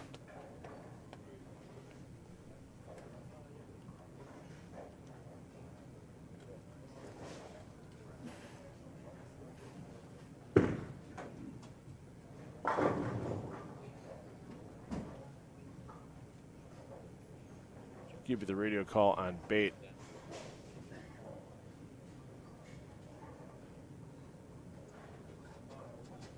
Is he stepping up same time as Fiore? Oh, Fiore, yeah, didn't. You adjust the footwork, sometimes that ball doesn't get into the rhythm right away. Best thing to do is stop. Here's Bait. First ball of the 10th. Soft. And he knows it. You see the reaction.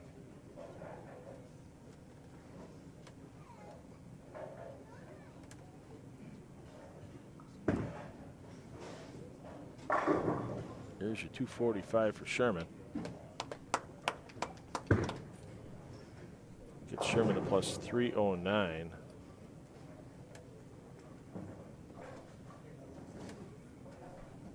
Keplinger a plus 380. So Fiore is still going to have an advantage of 20-some pins, almost 30 pins. Prather 255. Gets Prather the plus 358. Closes in on Keplinger and Fiore.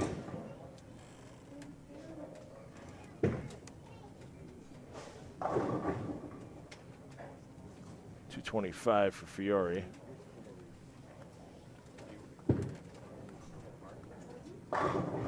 Gets him to be the first player in the 400 plus club at 409.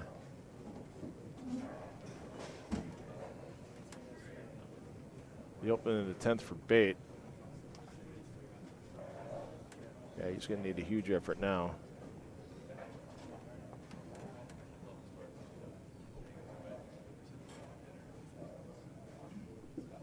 He's about plus 246. Yeah, that's just about done. And Davidson's going to fall way back.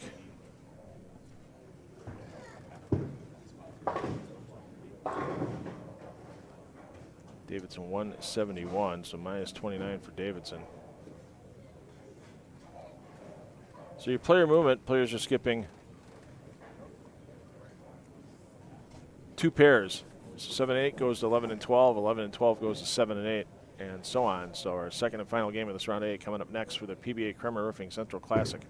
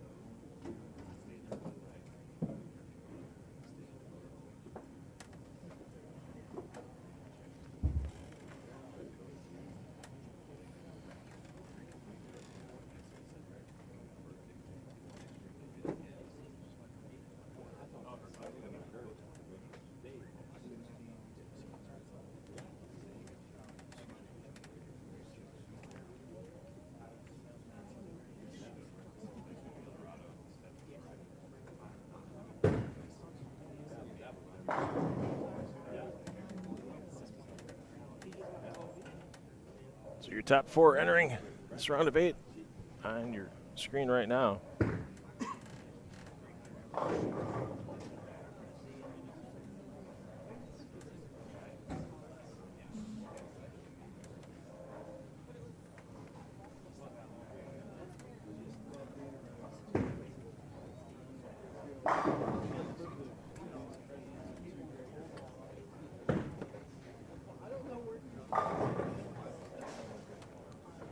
So unofficially, we'll get the official recap from Bobby shortly, and it'll be on that link in the chat that you see. Fiore, your leader, plus 409. Keplinger stays in second, plus 380. Prather moves up to third at plus 358.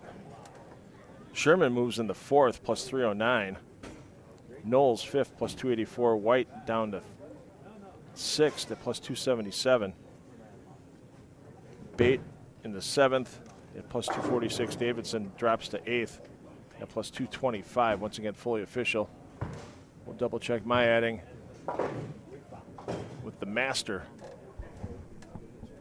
our PBA Central Regional Manager Bobby Jekyll, and that comes across the official wire momentarily.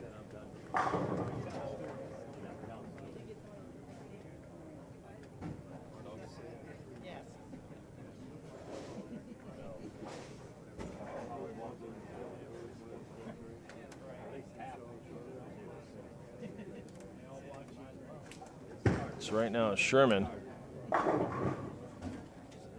25 pins with an advantage over his lane mate Knowles. And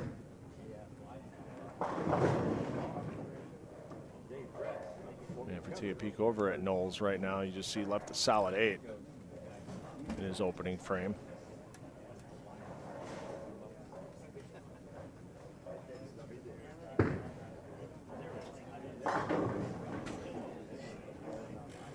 And when the bowling deities decide your day is done, sometimes it does in a pretty rough fashion, and that's a rough one right there for Davidson. Solid 9 after an opening strike.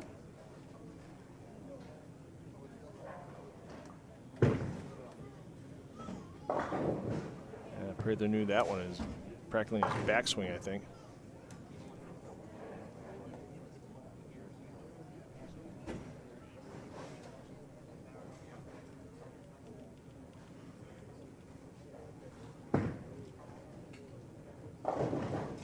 And yep, those small misses right happen. As you see there for Keplinger, those 210 combos seem to come out fairly often.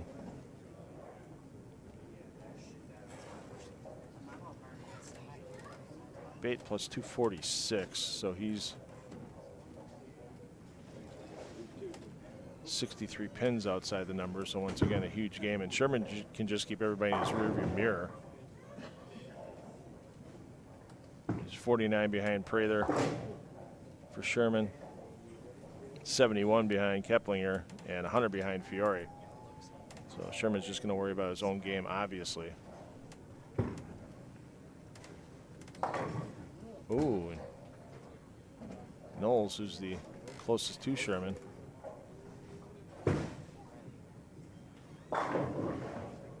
the open frame.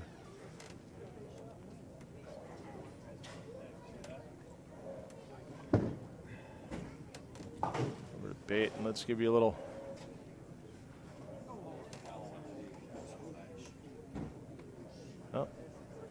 you see how far left these players are playing. This is the shot for 9 and 10. Keplinger deciding, yeah, I'll take away some of Sherman's. Wow, and back-to-back 210 combos for Keplinger, so he's going to be needing to look for some help here. I mean, it would take a horrendous game for him to fully fall out of the stepladder, but you want to make sure you keep yourself in that number 2 spot. One less match you have to win.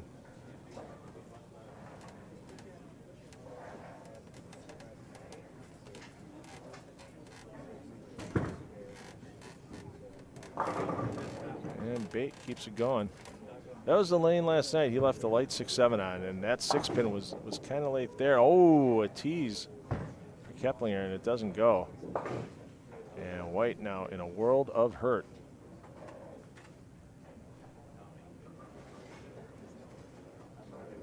With an early open.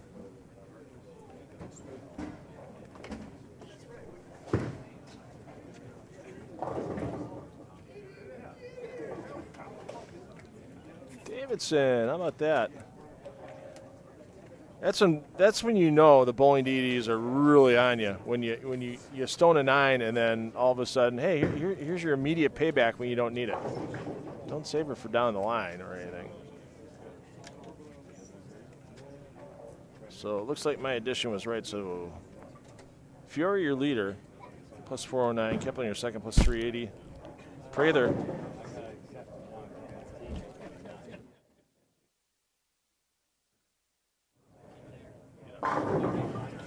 Apologies there, somebody's kicking our microphone.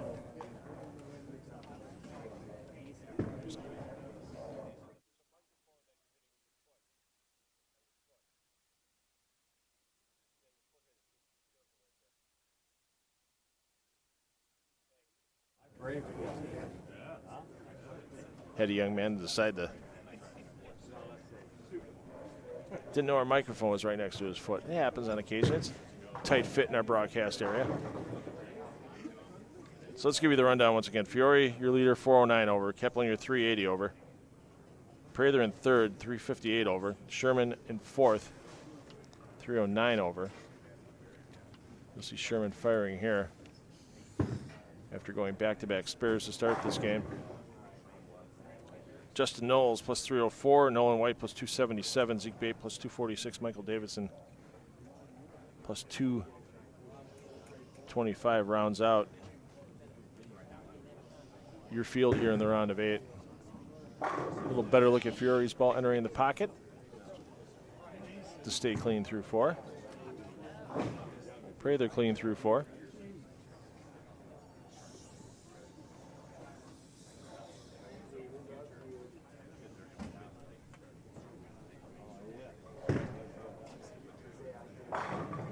There you go for Sherman.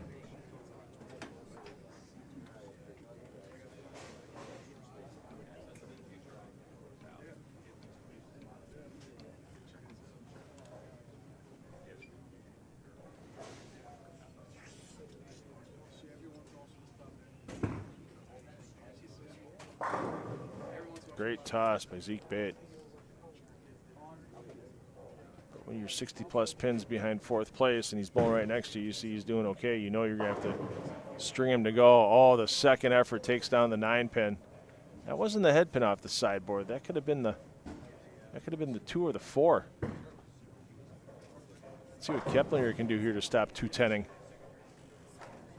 Last thing I want to see is a 3rd one in a row. There you go. Absolutely money on that shot for Keplinger.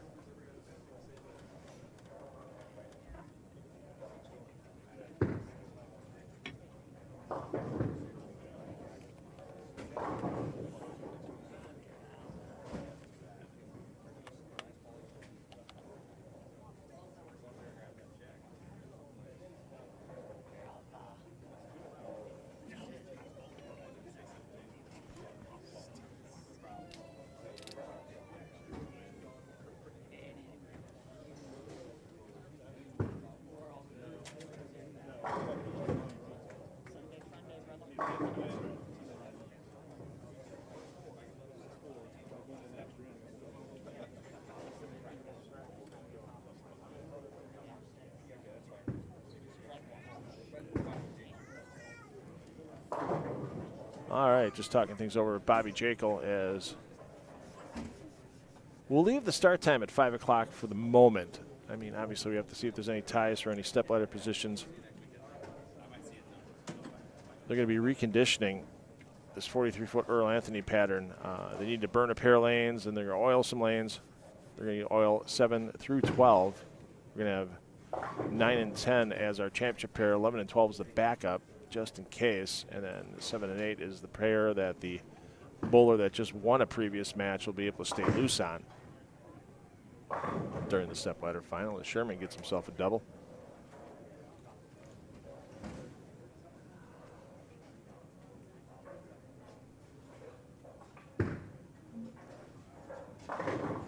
And Davidson can't get the 10 to go.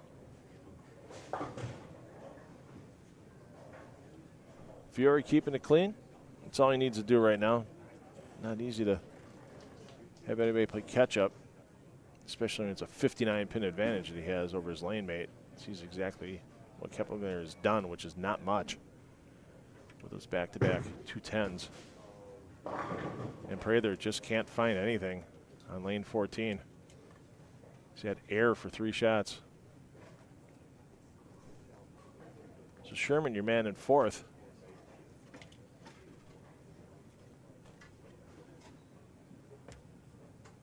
Looking to add a 3rd strike to this string. Does so. Prather spares. Davidson spares, but Davidson, his day is going to end on the lanes after this game.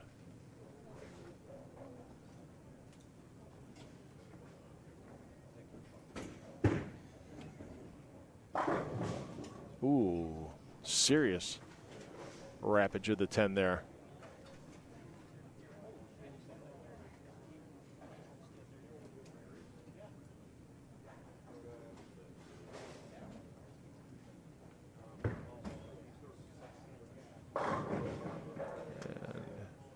Noel's having some issues getting things going. He's first out. He's 5 pins behind Sherman. And he sees what his lane mate's doing. And that's going to let Sherman have a bit more of an advantage. Bait keeps it going. You just never know. There you go. Prather's got to figure out lane 14. Fiore's fine, just filling frames for right now. And wow, how about that for Knowles? Open frame gives Sherman a little breathing room. White, unfortunately, not doing a lot this game, and yeah, both those players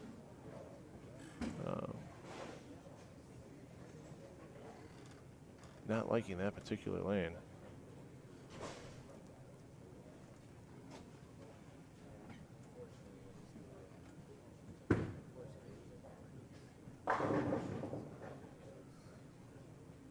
Zeke Bait keeps firing.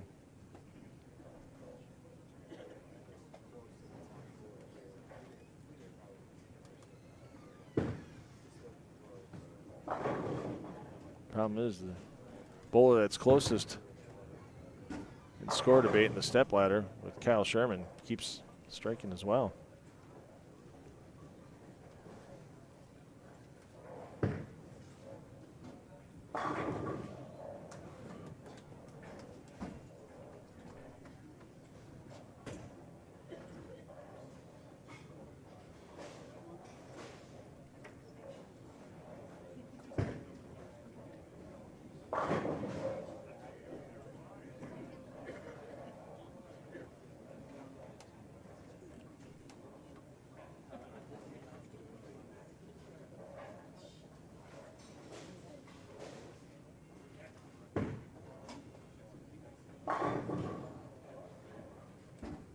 Saw the wrap 10 for Keplinger. Oh, and the Rob Stone pork product for Sherman as he tries to secure that spot in the stepladder. He's got an outside chance of getting past Prather, especially because Prather can't get all 10 to go down on lane 14 on one shot. As he's 49 pins behind Prather. Prather obviously visiting Amsterdam with his bowling game at the moment with a 200 pace.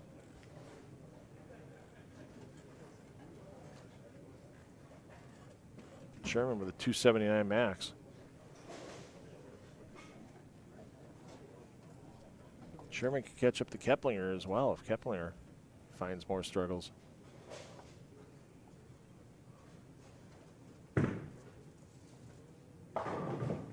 Oh, wow, that's harsh for not being that high.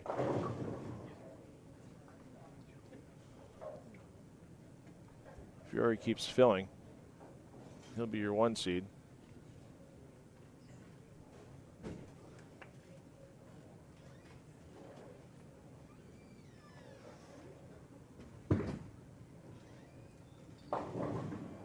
And that may be the end of the run for Bait. Actually, that will be the end of the run for Bait. Well, let's see what Prather can find something in the 10th frame. And now Sherman with the open. I mean, Noel's still a good chunk behind him. Noel's max 233.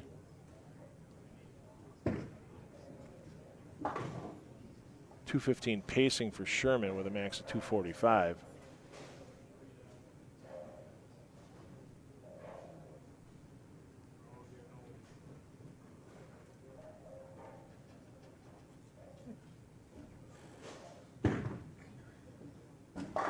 That's a good hunk of loft. You're not going to see that in the stepladder, as that fresh application of the Anthony pattern will be on lanes 9 and 10. Knowles finds trouble just when he had a chance to get back in and catch up to Sherman. Slices through the nose. And if a miss happens in the 247 here, we could pretty much know our final 4 without a lot of drama in the 10th frame. And yeah, that's it for Zeke 10K. He'll have a chance to defend in Coldwater next weekend. You'll see that here on the PBA YouTube channel from the BowlerStore.com Classic presented by Moxie's Extra Pair. Keplinger hanging tough. Problem is, he's way too far behind Fiore. Yeah, let's see if Bait can be a shooter here.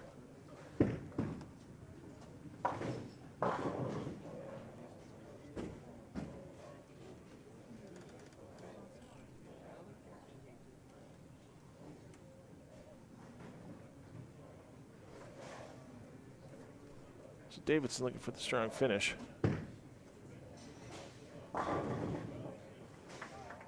Chance for 228. White going to be a 2-0 range, so that's not going to be enough. And yeah, Kyle Sherman steps up, keeps it clean. That should be enough to get him into the stepladder. What position he ends up at all depends on the finish for Keplinger and Prather.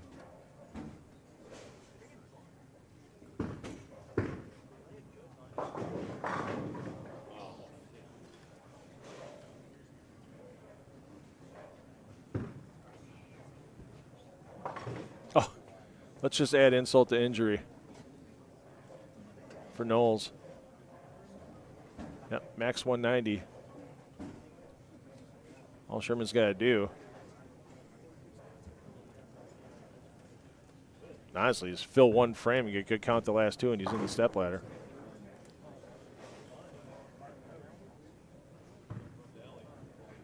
If he strikes out, he can end up possibly in the number 2 spot if Keplinger falls back the last couple of frames. Hey, Prather finally got one on lane 14.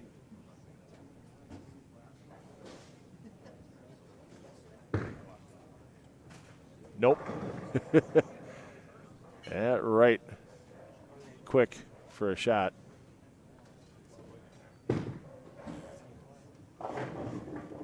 So it looks like Sherman's going to stay in the 4 seed. Keplinger 180 with an open. Yeah, that's minus 20. Yeah, Sherman can't get there.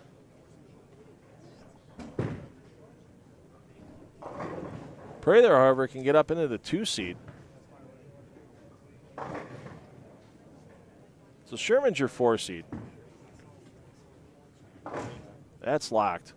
Fiore's your 1 seed. That's locked. It's just a matter of where Keplinger and Prather end up.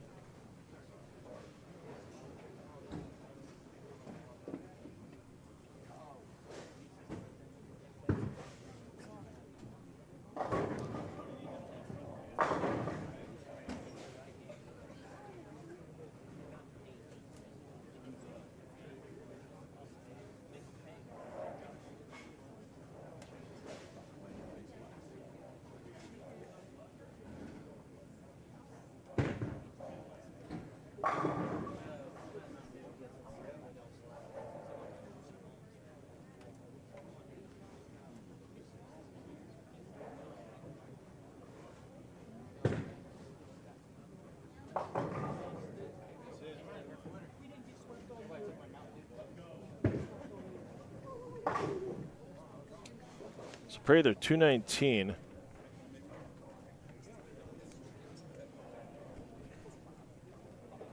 Gets into plus 377.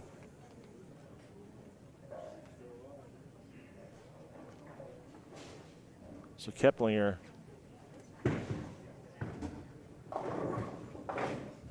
needs to double to stay in the 2 spot. Keplinger gets 196. He loses 4 pins. If he goes strike spare, and losing 4 pins would be 376 over. So Keplinger needs to double.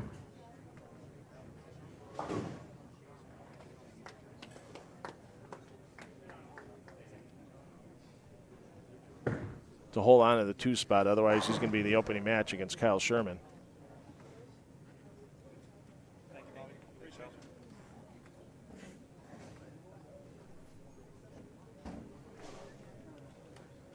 So let's give you a little close-up here of Keplinger. Will he get the first one? No.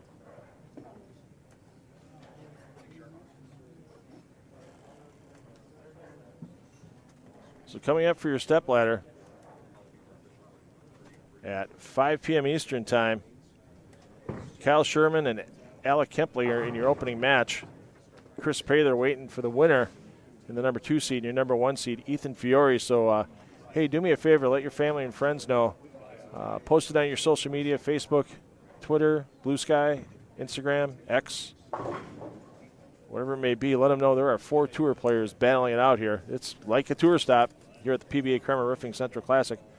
Once again, thanks to our 10 on the Deck Productions, sponsor of PBA Regional Live Streaming with H5G Brands.